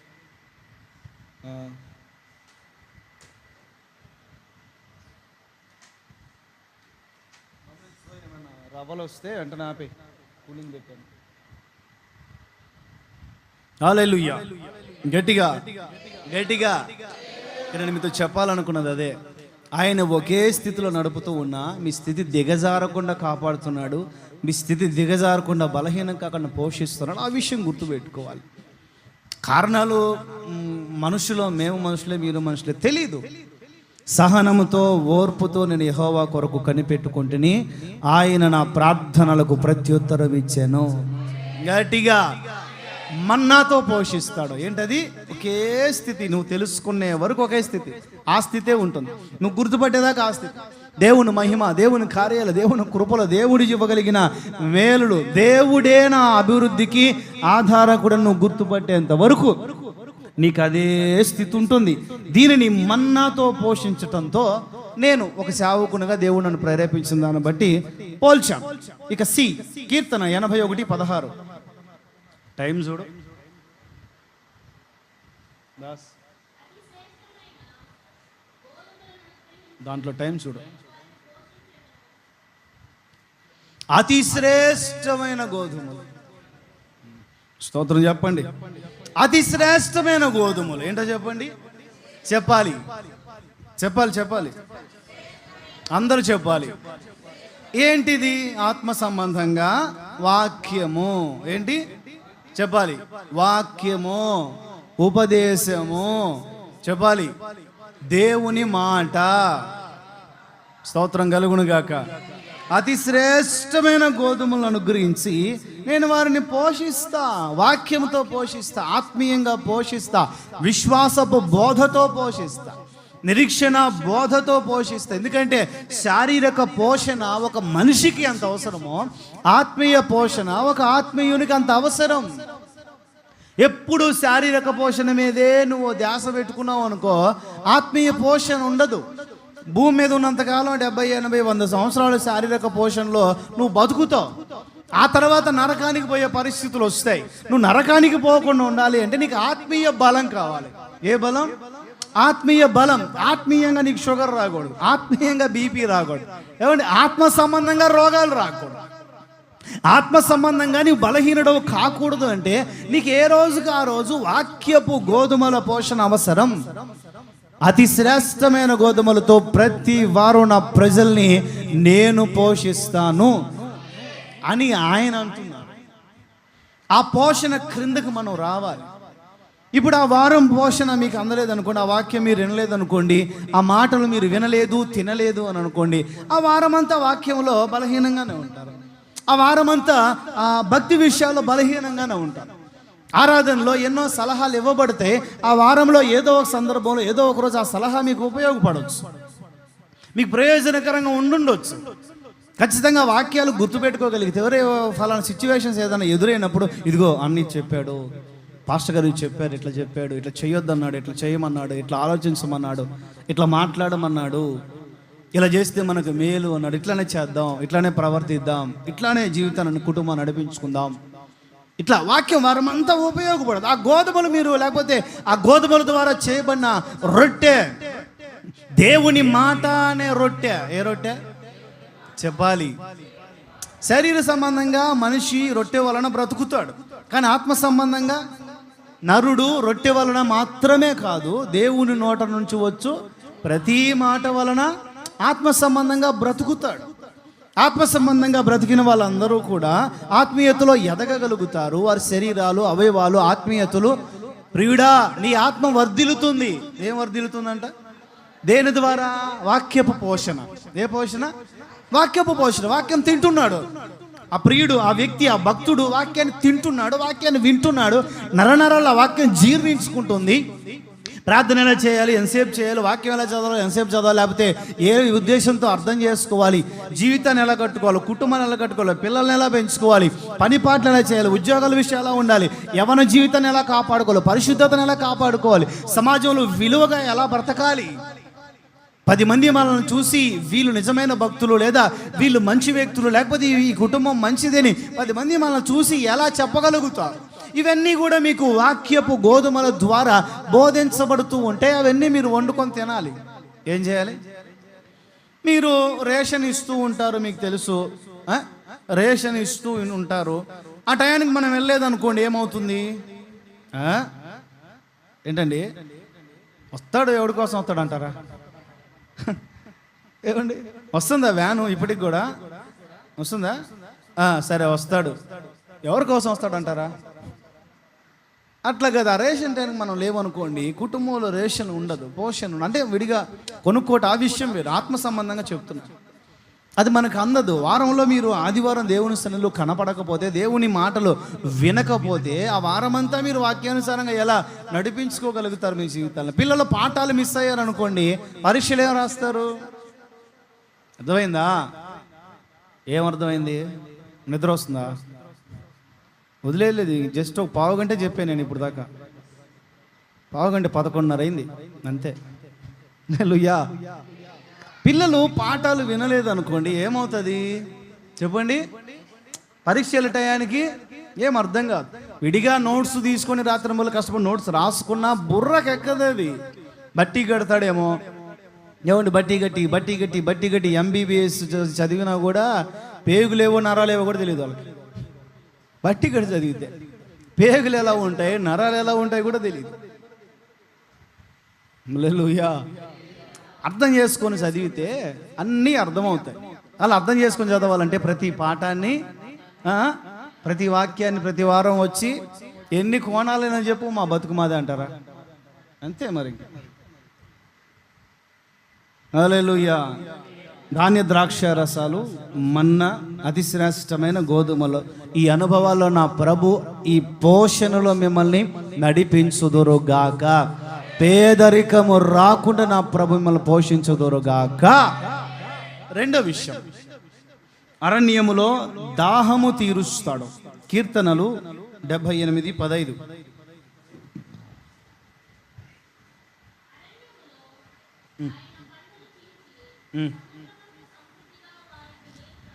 స్తోత్రం చెప్పండి, గట్టిగా చెప్పండి. హల్లెలూయా. 16 కూడా కాస్త మనం గమనించుకుంటే, బండలో నుండి ఆయన నీటి కాలువలు రప్పించెను, నదుల వలె నీళ్లు ప్రవహింపచేసను. మనకు తెలుసు అరణ్య యాత్ర. నా వైపు దగ్గర 3 సందర్భాలలో ఈ దాహము యొక్క పరిస్థితులు మనకు కనిపిస్తాయి. ఎన్ని సందర్భాలు చెప్పాలి? మారా దగ్గర ఒక చెట్టు నరికి నీళ్ళలో వేసిన ఆ పరిస్థితులు కనిపిస్తాయి. మిగిలిన సందర్భాల్లో బండను కొట్టిన సందర్భాలు కనిపిస్తాయి. ఇప్పుడు దాహం ఏంటో చెప్పండి, గట్టిగా. ఈ దాహము అనే దగ్గర ఏ అనుభవాలను మనం పోల్చుకోవచ్చు? అరణ్య యాత్ర అంటే మనకు కాస్తంత తెలుసు, దైవ చిత్తం ఉంటే వివరిస్తాను. వర్తమానంలోనికి వెళ్తా. ఇప్పుడు హాగరమ్మ ఉన్నారు. ఎవరు? హాగరు ఉన్నారు. ఈమె కుమారునికి ఇప్పుడు ఈమె బెయేర్షెబా అరణ్యములో అటు ఇటు తిరుగుతుందంట. ఎందుకు తిరుగుతుంది? తెచ్చుకున్న బాటిల్లో నీళ్లు అయిపోయినాయి, తెచ్చుకున్న పులిహోర పొట్లం పిల్లోడికే అయిపోయింది, తల్లి ఏం తినలా, ఆకలి, దాహం. ముఖ్యంగా water is essential for life. నీళ్లు లేకుండా మనిషి ఎక్కువ కాలం సర్వైవ్ అవ్వలేడు. జీవనాధారం నీళ్ళు అంటే ఏంటి? Essential for life. జీవితానికి జీవనాధారం. తిండి తినకుండా కొంతకాలం కొన్ని రోజులు ఉండొచ్చు. ఏమండి, నీళ్లు లేకుండా ఎక్కువ కాలం బ్రతకలేం, ఎక్కువ కాలం ఉండలేం. తిండి తినకుండా అయినా ఉంటాయి. ఇప్పుడు బాగా అలసిపోయిన వాళ్ళ దగ్గరికి తీసుకెళ్ళి ఒక మంచి బిర్యానీ పొట్లం తీసుకెళ్ళిస్తే తింటాడా? మంచి వాటర్ బాటిల్ ఇస్తే తాగుతాడా? చెప్పాలి. ఆ 2 దగ్గర పెట్టండి, ఏది తీసుకుంటాడు ఫస్ట్? అలసిపోయిన వ్యక్తి. నీళ్ళంత ప్రాముఖ్యమైనవి. ఎంత పెద్ద విలువైన వస్తువులు, ఎంత పెద్ద బిర్యానీ పొట్లాలు అక్కడ పెట్టినా తినడు. కానీ కాస్తంత దోశల, ఒక గుప్పిడి నీళ్ళు, దోశల నీళ్ళు, లేకపోతే ఒక వాటర్ బాటిల్లో నీళ్ళు ఇస్తే అక్కడక్కడక్కడక్కడగా 10-20 సెకండ్లు తిరగకముందు లీటర్ నీళ్ళు కాజేస్తాడు. దాహం. ఈ తల్లిగారు అటు ఇటు బెయేర్షెబా అరణ్యములో తిరుగుతానే ఉంది. మళ్ళీ ఎందుకు తిరుగుతున్నావమ్మా, ఇక్కడే ఎందుకు తిరుగుతున్నావు? నా తల్లిగారి దగ్గరికి వెళ్ళి మనం అడిగితే, అయ్యా ఇంచుమించుగా 16 సంవత్సరాల క్రితం అప్పుడు నేను నిండు చోళాలని, పరిస్థితులు ఎలా మారాయో నాకు తెలియదు. నేను గర్వపడ్డానా, నా యజమానురాలు కుళ్ళు వచ్చిందా నాకు తెలియదు. ఆమెకి పిల్లలు లేరు, నాకు గర్భఫలం కలిగింది. ఇది ఒక వ్యసనముగా, ఇది ఒక బాధగా, ఇది ఒక గొడవగా, మనస్పర్ధగా కుటుంబంలో గొడవలు రేకెత్తించింది. నా యజమానురాలు నన్ను బాధ పెట్టింది.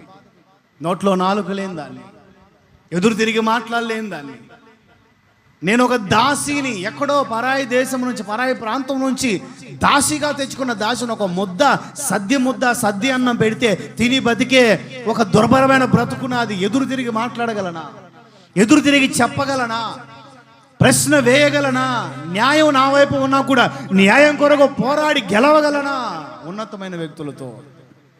అందుకనే గర్భవతిగా నిండు చూలాలుగా ఉన్నప్పుడు ఆ తల్లి ఆ ఇంట్లో నుంచి పారిపోయి, ఇదిగో ఇప్పుడు ఎక్కడైతే అటు ఇటు తిరుగుతుంది, ఇదే ప్రాంతంలో, ఇదే అరణ్యములో, బెయేర్షెబా అరణ్యములో, అప్పుడు ఒక దేవదూత ఆమె దగ్గరికి వచ్చి, శారాయి దాసివైన హాగరు, ఎక్కడికి వెళ్తున్నావు?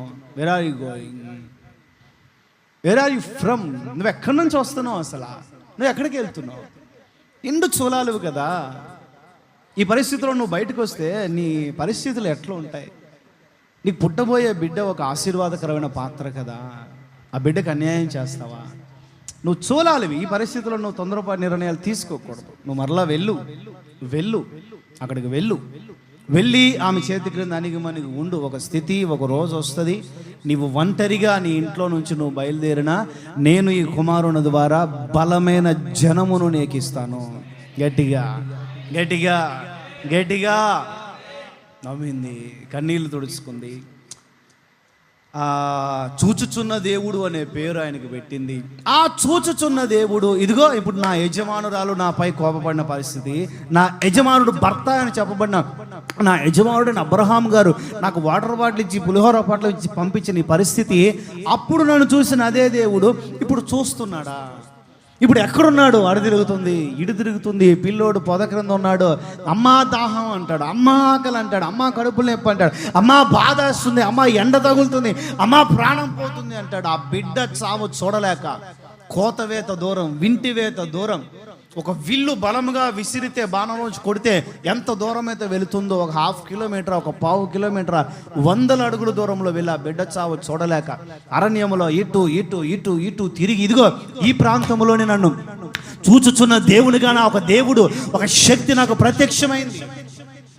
నాకు దేవుడు అంటే తెలియదు, దైవం అంటే, దైవత్వం అంటే తెలియదు, రక్షణ అంటే తెలియదు, యేసుప్రభు అంటే తెలియదు, భక్తి అంటే తెలియదు, పరిశుద్ధత అంటే తెలియదు. పరిస్థితుల్లో నాకు ఏమీ తెలియని పరిస్థితుల్లో రక్షకుడుగా, స్వస్థపరిచే దేవునిగా, ఆదరణకర్తగా, కన్నీరు తొడవగలిగిన దేవునిగా, ఆశీర్వాద అభివృద్ధి ఇవ్వగలిగిన, ఆదరణ కలిగించగలిగిన దేవునిగా, పూజ్యునిగా ఒక రోజు చూశాడు.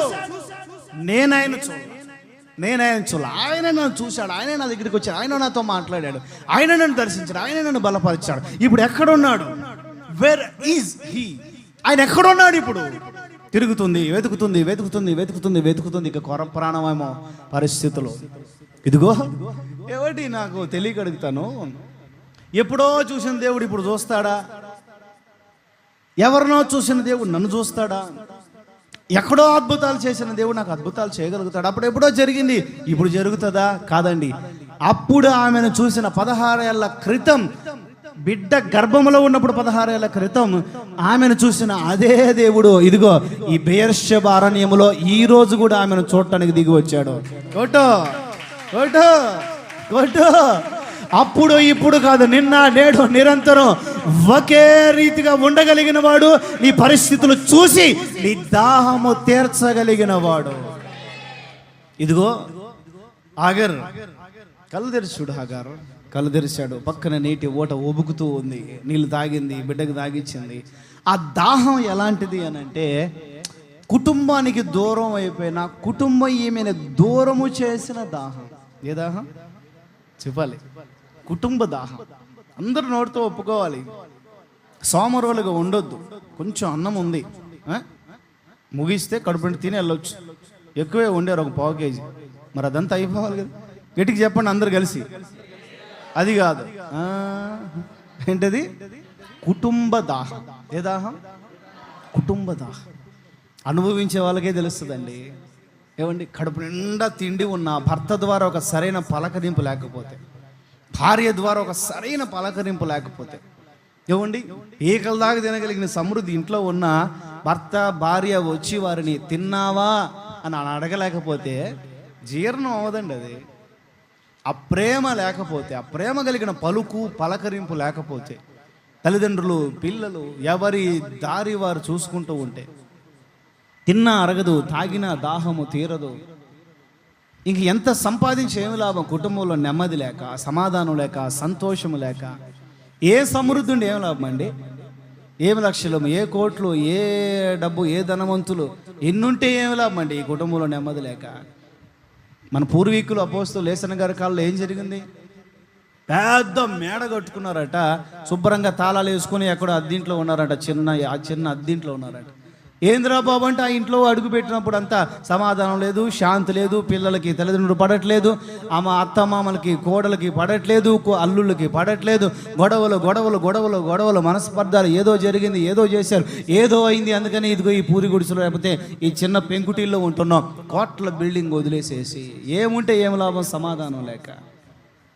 ఏమండి, 16 ఏళ్ళ బిడ్డని, 16 సంవత్సరాల వయసున్న బిడ్డని తనతో పాటు పెట్టుకొని అరణ్య మార్గము గుండా ఈ తల్లిగారు ప్రయాణం అయ్యారు. ఒక ఆడపిల్ల, ఒక ఆడ మనిషి, మగతోడు లేకుండా, భర్త లేకుండా, ఒక ఆదరణ లేకుండా, భరోసా ఇచ్చే వాళ్ళ, సంపాదించే వాళ్ళు లేకుండా, ఏమీ లేకుండా ఒక చిన్న అన్నంతో, ఒక పూట భోజనం, అది కూడా పిల్లోడికి సరిపోతుంది, ఒక పూట భోజనంతో ఒక తల్లి, ఒక ఆడపిల్ల విధవరాలైందని చెప్పుకోవాలా? భర్త విడిచిపెట్టాడని చెప్పుకోవాలా? ఏమని చెప్పుకోవాలి ఈ తల్లిగారి గురించి? ఒంటరిగా ధైర్యంతో చావాలి అని అనుకోలేదని మీరు గుర్తుపెట్టుకోవాలి. మీరు అక్కడ గుర్తుపెట్టుకోవాలి. ఈ బొడ్డోని ఎక్కడో చోట వదిలిపెట్టి నేను చావాలి అని అనుకోలేదండి. దాహము తీరితే ఇక రేపటి గురించి ఆలోచించడానికే ఆ తల్లి నడుము కట్టుకుందనే విషయం వాస్తవం. చూశాడండి దేవుడు చూచుచున్న దేవుడు ఆయన.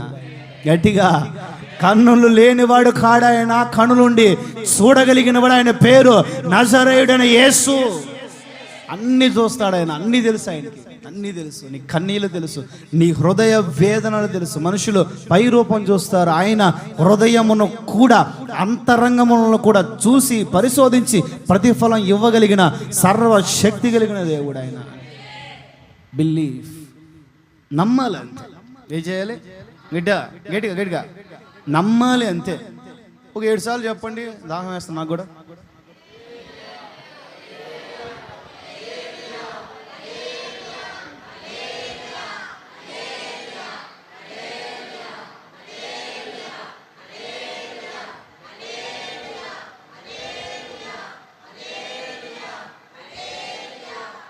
హల్లెలూయా. బిడ్డ ఆకలితో చచ్చిపోతున్నాడు అని ఏడ్చిందే తప్ప భర్త విడిచిపెట్టాడని ఏడవలేదండి. ఎందుకు ఏడవాలండి? ఎవరి కోసం ఏడవాలి? వాళ్ళు వద్దనుకున్నప్పుడు మనం ఎందుకు ఏడవాలి? చేతులు లేవా, కాళ్ళు లేవా, ఆరోగ్యము లేదా, బలము లేదా, ఆలోచన లేదా, వివేకము లేదా? మొదటి నాగరికత ప్రపంచంలోనే ప్రారంభించబడిన ప్రాంతం ఐగుప్తు నుంచి తీసుకొని రాబడింది ఈ అమ్మాయి. తెలివితేటలు లేవా, వివేకము లేదా? బ్రతకగలను. బైబిల్ చెప్తుంది, అదే అరణ్యములో ఆ తల్లి బిడ్డ బ్రతికి ఎదిగి బలమైన జనముగా మార్చబడ్డారు. ఇప్పుడు కొట్టు గట్టిగా. ఎక్కడికి వెళ్ళలా, అదే అరణ్యములో బతికారా తల్లి బిడ్డ. కొట్టు. దాహము తీర్చగలిగిన దేవుడు ఆయన. కొట్టు గట్టిగా.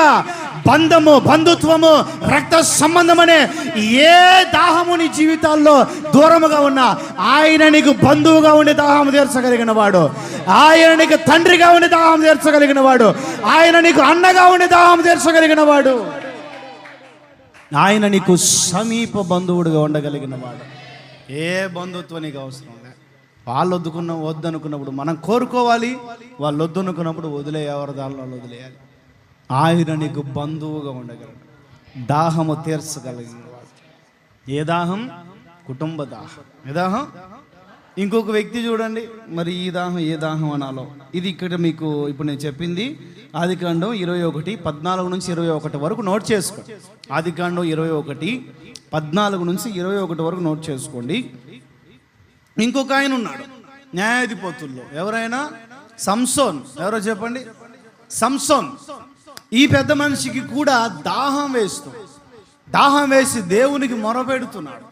ఇప్పుడు ఈయన దాహం ఏంటి అని అంటే జీవితంలో పోరాటాలు. ఏటాలు చెప్పండి? పోరాటాలు. కుటుంబమా, పని పట్ల, ఆరోగ్యంతోనా, శత్రువులతోనా, పరిస్థితులతోనా, కాలముతోనా, ఆర్థిక ఇబ్బందులతోనా, అప్పులతోనా, రోగములతోనా, ఏదో తెలియదు కానీ పోరాటం. 1000 మందిని ఒకే రోజు పచ్చి గాడిద దవడతో చంపేశాడు. పోరాటం. ఎక్కడికి వెళ్ళినా పోరాటం. ఏమండి? ఎక్కడికి వెళ్ళినా భార్యతో ఆయన పోరాటం అయింది. తర్వాత తల్లిదండ్రుల విషయమై పోరాటం. ఏమండి? మామగారితో ఒక పోరాటం. శత్రువులు ఫిలిస్తీన్లు ఏ క్షణం వచ్చి మీద పడతారో అని రాత్రి పగలు నిద్ర లేకుండా పోరాటం. మధ్యరాత్రి వేళ నిద్ర లేచి పట్టణపు తలుపులను పగలగొట్టుకుని, ఆ తలుపులు కూడా ఎవరైనా బాణాలు వదిలితే ఆ బాణాలు తలుపులకు తగిలి నేను బతుకుతానేమో అనుకొని ప్రాణాలు గుప్పెట్లో పెట్టుకుని ఒక బలశాలి అయిన ఆత్మీయ బలహీనతలు పెట్టుకొని, శారీరకంగా నీకు ఎంత బలగము ఉంటే ఏం లాభం సుమి? ఆత్మీయంగా బలహీనుడు అయితే దేవుని బలము అనేది నీ జీవితాల్లో ప్రయోగాత్మకంగా ఉండలేదు. ఆత్మీయంగా బలహీనుడు, శారీరకంగా దారుఢ్యం కలిగిన వాడు ప్రాణభయంతో మధ్యరాత్రి లేచి పట్టణపు తలుపులు 2 చేత పట్టుకుని పగలగొట్టేసేసి లేపి నెత్తి మీద భుజం మీద పెట్టుకొని కొండెక్కాడట. ఏమెక్కాడు? శరీర బలం ఉంది. ఎవరైనా బాలాన్ని వదిలితే ఆ తలుపులు తగిలి నేను బతుకుతానేమో అనుకోని శరీర బలం ఉంది, కానీ మానసిక బలం, ఆధ్యాత్మిక బలం లేదు. ఎక్కడ ఉంటాడో తెలియదు, ఎడ తిరుగుతాడో తెలియదు, ఏమైపోతాడో తెలియదు. పోరాటం. కాలముతో, పరిస్థితులతో పోరాడుతూనే ఉంటాడు, కానీ బతుకు మాత్రం మార్చుకోడు. హల్లెలూయా. మార్చడు, భక్తిని మార్చడు. కొంచెం అభివృద్ధి చేసుకోవాలి, అభివృద్ధి మారదు. ఏమండి? అభివృద్ధి మారదు, ఏది ఉండదు.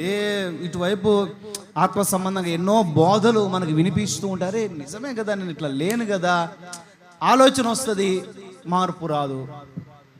ఆలోచన వస్తుంది, మనం ఎలా ఉన్నాం, మన బలహీనతలు ఏంటి, అర్థం పట్టినట్లుగా దేవుని వాక్యం మన కన్నుల ముందు ప్రత్యక్షమవుతూ ఉంటే మన ముఖములో ఉన్న, మన స్వభావాల్లో ఉన్న, మన జీవితాల్లో, కుటుంబాల్లో ఉండే అనేక లోపాలు. ఇప్పుడు కుటుంబాల్లో ఈమెకు నోరాగదు, ఆయనకి చెయ్యాగదు, అది కాన్సెప్ట్. ఏంటి కాన్సెప్ట్ చెప్పండి గట్టిగా? ఈమెకి నోరాగదు, ఆయనకి చెయ్యాగదు. ఇప్పుడు ఈమె నోరు ఎలాంటిది అంటే ఇంజిన్ లాంటిది. ఆయన చేయాలంటిది భోగి లాంటిది. ఎలాంటిది? ఇంజిన్ ఆగితేనే భోగి ఆగుతుంది. అర్థమైందా? నేనేం అనట్లేదు, మీకు ఎంత అర్థమైంది అంత.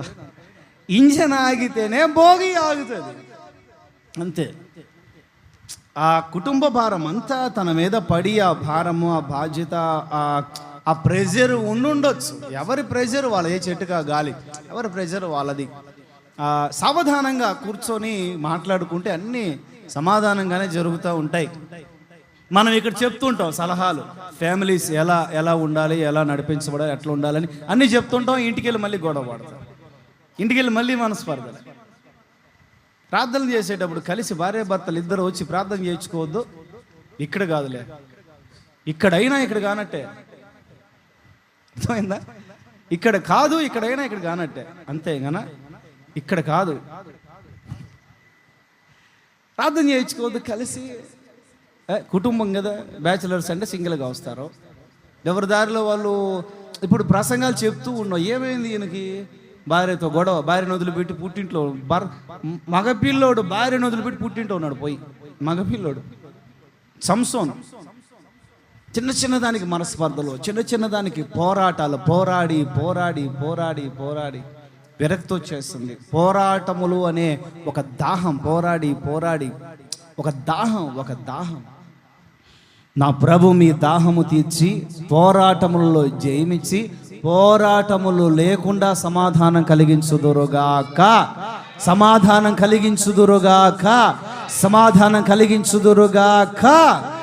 స్తోత్రం చెప్పండి. ఇదొక దాహం. సమాధానం కలగాలి, నెమ్మదిగా ఉండాలి, ఇక పోరాటాలు ఉండకూడదు. నేను పోరాడలేను, నాకు సమాధానం కావాలి. కొంచెం మార్పులు చేసుకోవాలండి సంసోన్ గారు, అప్పుడు తీరుతుంది దాహం. అంతే, అంతకు మించి ఏం లేదు. ఫ్యామిలీలో కొన్ని మార్పులు చేసుకోవాలి. నేను ఎక్స్పాండ్ చేయను, టైం చూడు. కొన్ని రిఫరెన్సెస్ ఇస్తాను చూడండి. హగ్గయి 1:6, హగ్గయి 1:6 చూడండి. తొగటగా చెప్పేస్తాను, 20 నిమిషాలేనంట. హగ్గయి 1:6 టగటగా చూడండి త్వరగా. హగ్గయి 1:6. సరే, అక్కడ పరిస్థితి ఏంటంటే కొంతమందికి దాహము తీరట్లేదట. ఏంటది చెప్పండి అందరూ. కొంతమందికి దాహము తీరట్లేదట. చాలా పెద్ద వివరణ. ఎందుకు తీరట్లేదు అని అంటే, మందిరం పాడైంది, పరిచర్య పాడైంది, వాళ్ళ సొంత ఇళ్ళ కొరకే ప్రయాసపడుతున్నారని మొదటి వాక్యం నుండి మనకి కనిపిస్తూ ఉంటుంది. ఈ మందిరం 4 నుంచి చూస్తే, ఈ మందిరం పాడై ఉండగా మీరు శిరంబి వేసిన ఇండ్లలో నివసించటకు ఇది సమయమా? మందిరం పాడై ఉండగా మీరు మీ శిరంబి వేసిన ఇళ్లలో మీరు ఉండటం సమంజసమా? ఇది సమయమా? మందిరం విషయమా? ఈ మందిరం హృదయం అనే మందిరం గురించి ఆలోచన. ఆత్మీయత పాడై ఉండగా శారీరకంగానే ప్రయాసపడటానికి సమయమా? ఆత్మీయత గురించి ఆలోచించుకోవద్దా? ఇల్లు బాగానే కట్టుకుంటున్నావు, హృదయం కట్టుకుంటున్నావా? ఇల్లు బాగానే కట్టుకుంటున్నావు, కుటుంబం కట్టుకుంటున్నావా? ఇల్లు బాగానే కట్టుకుంటున్నావు, ప్రార్థన కట్టుకుంటున్నావా? పరిశుద్ధత అనే ప్రాకారం జాగ్రత్తగా కట్టుకుంటున్నావా? పిల్లల్ని బాగానే కట్టుకుంటున్నావు, ఫ్యామిలీ అంతా. ఇవన్నీ వదిలేసి ఇల్లు కట్టుకుంటే ఏమి లాభం? ఇవన్నీ వదిలేసి లోక సంబంధంగా ఆ సంపదల కొరకు ప్రయాసపడితే ఏమి లాభం? ఇక్కడున్న సారాంశం అంతా అదే. ఇలాంటి వాళ్ళందరి జీవితాల్లో దాహము తీరట్లేదు. ఏం తీరట్లేదు చెప్పాలి. సరే, ఒక చిన్న బ్లెస్సింగ్ ఇస్తాను, వివరిస్తే చాలా అవుతుంది. యెషయా 44:3 ఇది చదవండి. 44:3. నేను దప్పిగలిగిన వాళ్ళ మీద నీళ్లను, ఎండిన భూమి మీద ప్రవాహ జలములను కుమ్మరిస్తాను. నీ సంతతి మీద నీరు అని చెప్పబడిన, దాహము తీర్చేదను అని చెప్పబడిన నా ఆత్మను కుమ్మరిస్తాను. ఆయన పరిశుద్ధాత్మ దాహమును తీర్చుదురుగాక, సమృద్ధి అయిన నీటిని, ఆత్మ వరములను మీకు అనుగ్రహించుదురుగాక. చాలా ఎక్కువ వివరణ ఉంటుంది. నేను 3వ విషయానికి వెళ్తాను. 3 అరణ్యములో కాపాడి నడిపిస్తాడు. ఇదే 78వ కీర్తన 52వ చరణం. అరణ్యములో కాపాడి నడిపిస్తాడు. 78:52 చదవండి అది.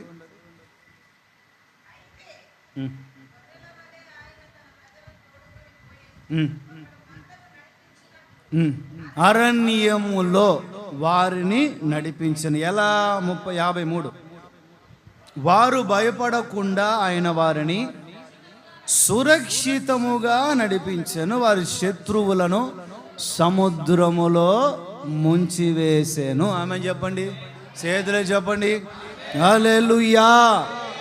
అరణ్యములో పోషిస్తాడు లేదా ఆకలి తీరుస్తాడు. అరణ్యములో దాహము తీరుస్తాడు. ఏం తీరుస్తాడు? అరణ్యములో కాపాడి నడిపిస్తాడు లేదా నడిపిస్తూ కాపాడతాడు. ఆమేన్. గట్టిగా ఇది ఒక అరణ్య యాత్ర.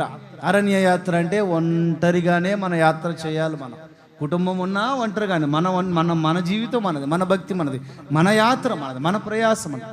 ఇప్పుడు సడన్గా యేసయ్య వచ్చాడు అనుకోండి, నిన్ను బట్టి మీ ఆయన, నిన్ను బట్టి మీ ఆవిడ పరలోక రాజ్యానికి ఎత్తపడరు. తల్లిదండ్రులు బట్టి పిల్లలు బట్టి తల్లిదండ్రులు. ఏమండి, ఇది పెళ్లి కాదు. లోక సంబంధంగా ఇంటికి ఒకళ్ళు పోయేది పెళ్లి కాదు. ఒకళ్ళు పోతే ఇంక అందరూ పోయినట్టు ఇది పెళ్లి కాదు అనమాట. ఇది పరలోకపు పెళ్లి. ఇది యేసయ్యకి సంబంధించి, ఇది పరలోకానికి, నిత్య జీవానికి సంబంధించి. ఎవరి భక్తి వాళ్ళది, ఎవరి యాత్ర వాళ్ళది, ఎవరి పరిశుద్ధత వాళ్ళది, ఎవరి ప్రార్థనా జీవితం వాళ్ళది. ఈ అరణ్య యాత్రలో నీకు ఒక కాపుదల అవసరం. ఎందుకంటే నీపై దాడులు చేయడానికి ఎంతోమంది శత్రువులు ఈ అరణ్య యాత్ర, ఈ 40 సంవత్సరాల అరణ్య యాత్రలో ఎంతోమంది కాచుకొని ఉన్నారు. దగ్గర 32 మంది రాజులు, దగ్గర 30 మంది రాజులు, ఇంచుమించుగా ఒక 7 తెగల జాతులు, ఏమండి 7 రకాల లోక సంబంధమైన, పాప సంబంధమైన, సాతాను సంబంధమైన శోధనలు, పరిశోధనలు సిద్ధంగా ఉన్న 7 రకాలు.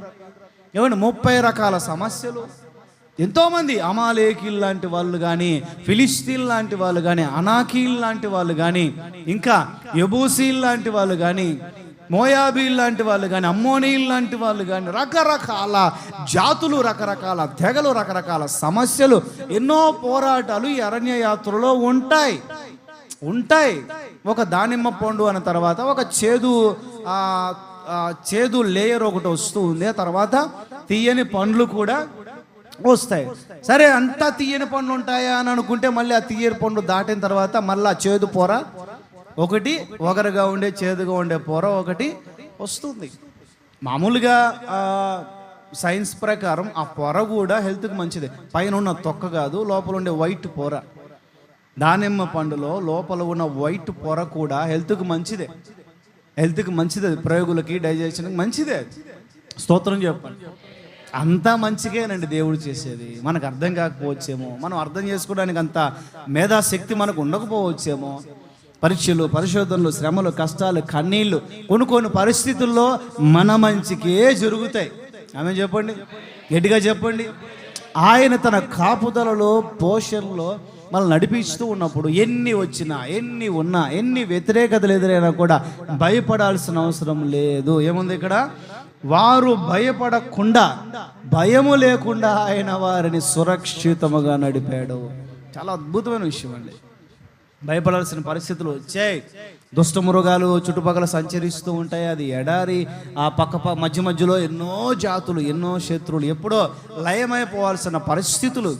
అలా 40 సంవత్సరాలు దాటుకుంటూ పోయి కనాను సరిహద్దుల్లో ప్రవేశించారు. చిట్ట చివరిగా పెద్ద భయం ఒకటి ఎదురైంది. మళ్ళీ చిట్ట చివరిగా గుండెలు జారిపోయేంత భయం. పోయి కనాన్ని వేగు చూసాడండి. ఆ ప్రబుద్ధులారా అంటే, ఇద్దరేమో బాప్తీసం పొంది పరిశుద్ధాత్మ పొందిన భక్తులు పంపించారు. 10 మందిని మారు ముస్లింలు పంపించాడు. ఈయనైనా చూసుకోవాలి కదా. 12 మందిని ఎవరిని పంపించాలి, దేనికి ఎవరిని నియమించాలి, ఏ పనికి ఎవరిని నియమించాలి, ఏ పనికి ఎవరికి చెప్పాలి, ఇవన్నీ ఆలోచించుకోవాలి కదా. శుభ్రంగా ప్రార్థన చేసుకొని 10 మంది మారు మనసు లేని వాళ్ళని, ముదురులను పంపించారు. 10 మంది భక్తి కలిగారు. ఇద్దరేమో భక్తి కలిగిన. భక్తి కలిగినోడికి అన్నీ బాగానే ఉంటాయి. భక్తిహీనుడికి ప్రతిదీ లోపంగానే. కామెరలు పట్టినోడికి లోకమంతా ఎట్లా కనబడుతుంది? పచ్చగానే కన. అంతే. అయ్యా, అక్కడ శత్రువులు ఉన్నారు, అనాకీలు ఉన్నారు, పెద్ద భారీ దేహాలతో ఉన్నారు, జిమ్ చేసి మంచిగా కండలు పెంచున్నారు వాళ్ళు. అక్కడికి వెళ్తే మనం అయిపోతాం అయ్యా, కంట్లో నలుసులాగా అయిపోతాం, మిడతల్లా నలిగిపోతాం, అరిగిపోతాం, కరిగిపోతాం. ఇంకా అన్ని సంవత్సరాలు యాత్ర చేసుకొని అక్కడ దాకా వచ్చి మళ్ళీ ఐగుప్తుకు పోతాం బుద్ధి లేకుండా. మళ్ళీ ఐగుప్తుకి వెళ్ళిపోతాం. 10 ఏళ్ళు, 20 ఏళ్ళు, 15 ఏళ్ళు, 20 ఏళ్ళు, 25 ఏళ్ళు భక్తి చేసి మళ్ళీ లోకంలోకి వెళ్ళిపోతే ఏ విశ్వాసులు, ఏం భక్తులు? మళ్ళీ లోక సంబంధంగా వెళ్ళిపోతే ఏం విశ్వాసం?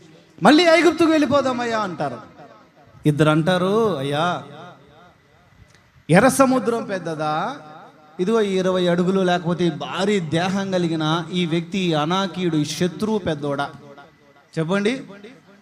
ఎరుకో గోడలు పెద్దయా లేకపోతే శత్రువులు పెద్దోళ్ళ? పెద్ద పెద్ద సమస్యల్ని దాటించిన వాడు చిన్న చిన్న సమస్యల్ని దాటించలేడా? జయం ఇవ్వలేడా? ఆ మాత్రం ఇంకితం లేకపోతే మనం ఆత్మీయులు ఎలా అవుతాం? హల్లెలూయా. కృప కలిగిన ప్రభువు అలాంటి వివేకం మీకు అనుగ్రహించుదురుగాక. కాపాడుతాడు. ఏం చేస్తాడు? నడిపిస్తాడు. ఏం చేస్తాడు? ఎలా? ద్వితీయోపదేశకాండం 32:10 చదవండి. త్వరగా 32:10 ద్వితీయోపదేశకాండం.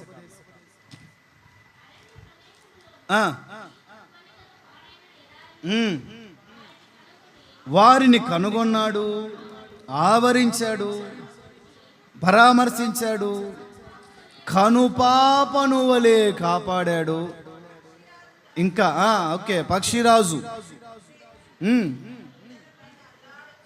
ఓకే, మోయినట్లు యెహోవా వారిని నడిపించెను.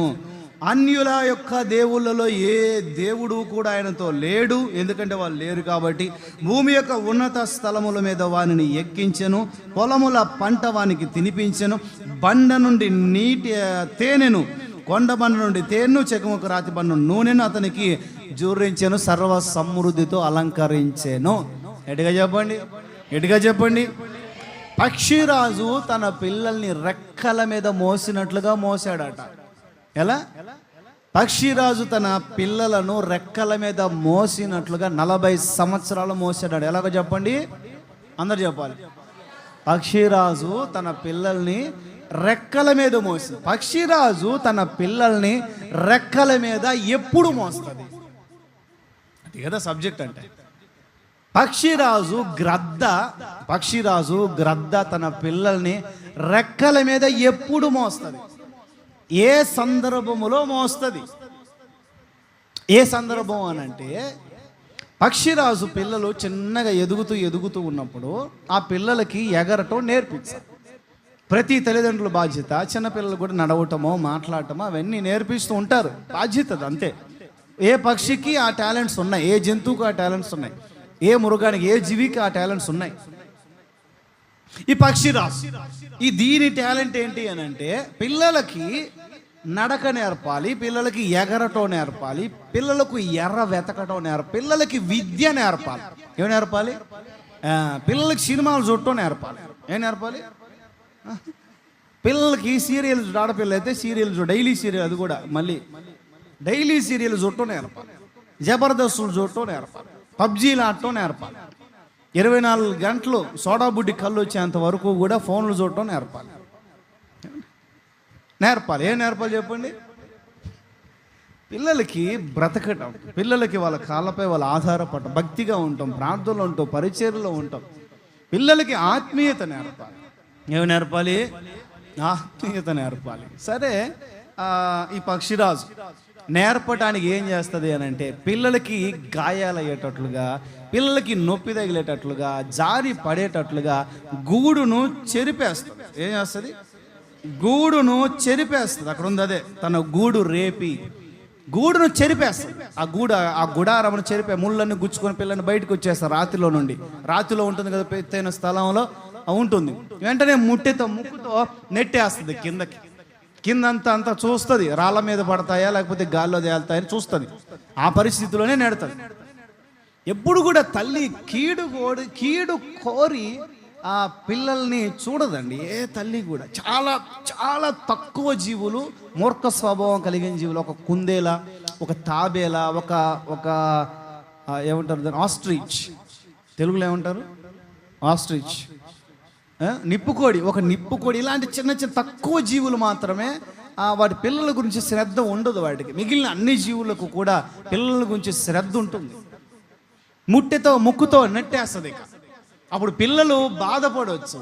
అరే, మా అమ్మ ఎందుకు ఇలా చేస్తుంది? నిన్న మొన్నటి వరకు అదే ముక్కుతో ఆహారం తీసుకొచ్చి మాకు వడ్డించింది కదా, మాకు తినిపించింది కదా, మరి ఇప్పుడు ఎందుకని అదే ముక్కుతో నెట్టేస్తుంది? ఎందుకు బాధ పెడుతుంది? ఎందుకు గూడు రేపుతుంది? ఎందుకు కన్నీటి కారణంగా ఉంటుంది?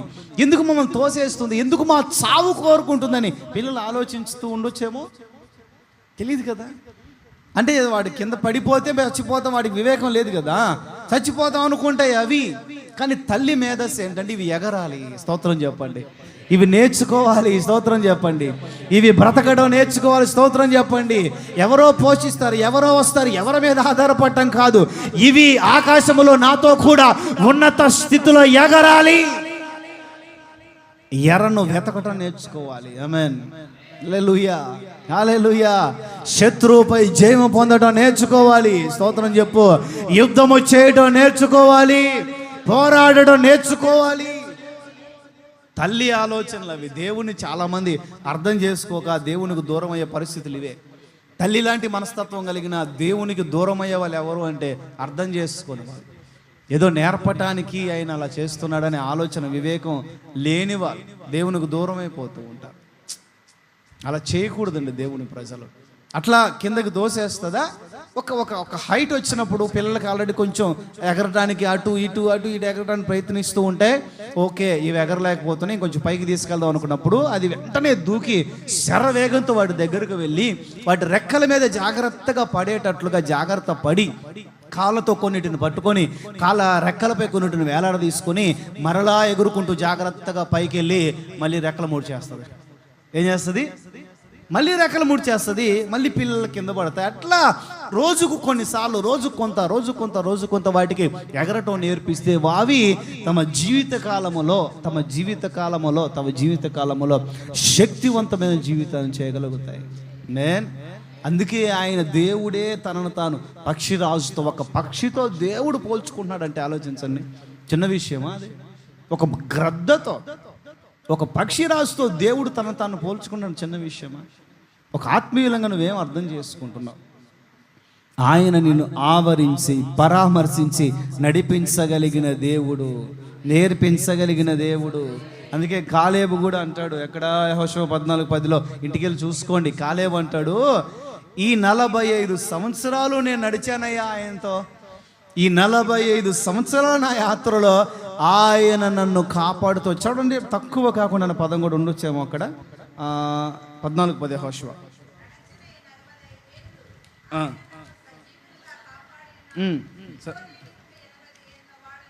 చాలండి, చాలు.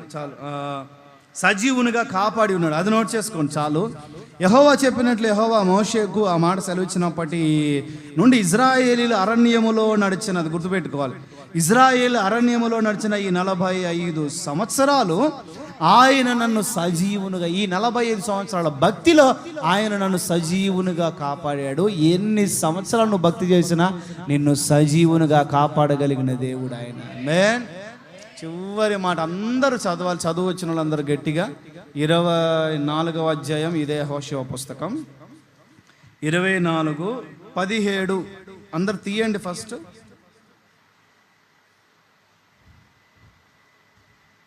తీయండి అందరూ. 24:17 చూసారా? చదువుదాం ఇప్పుడు. ఐగుప్తు దేశమును, అందరూ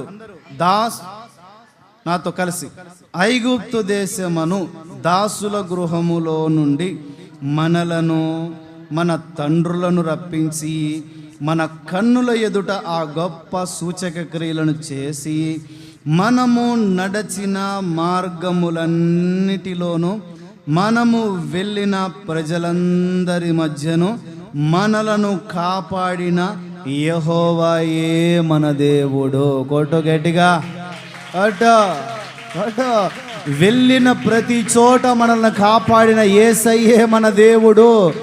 వేరొకరు లేరు, వేరొకరు వద్దు.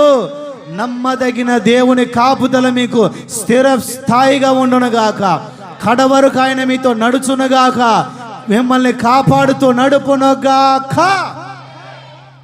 ఇది అరణ్యములోనికి తీసుకెళ్లి మాసములో ప్రేమగా ఆయన మాట్లాడే పలుకులు. ఇదిగో ప్రతి మాట మనందరి గుండెల్లో నీరు కట్టి నూరంతలుగా నా తండ్రి ఫలభరితంగా మార్చుదురుగాక.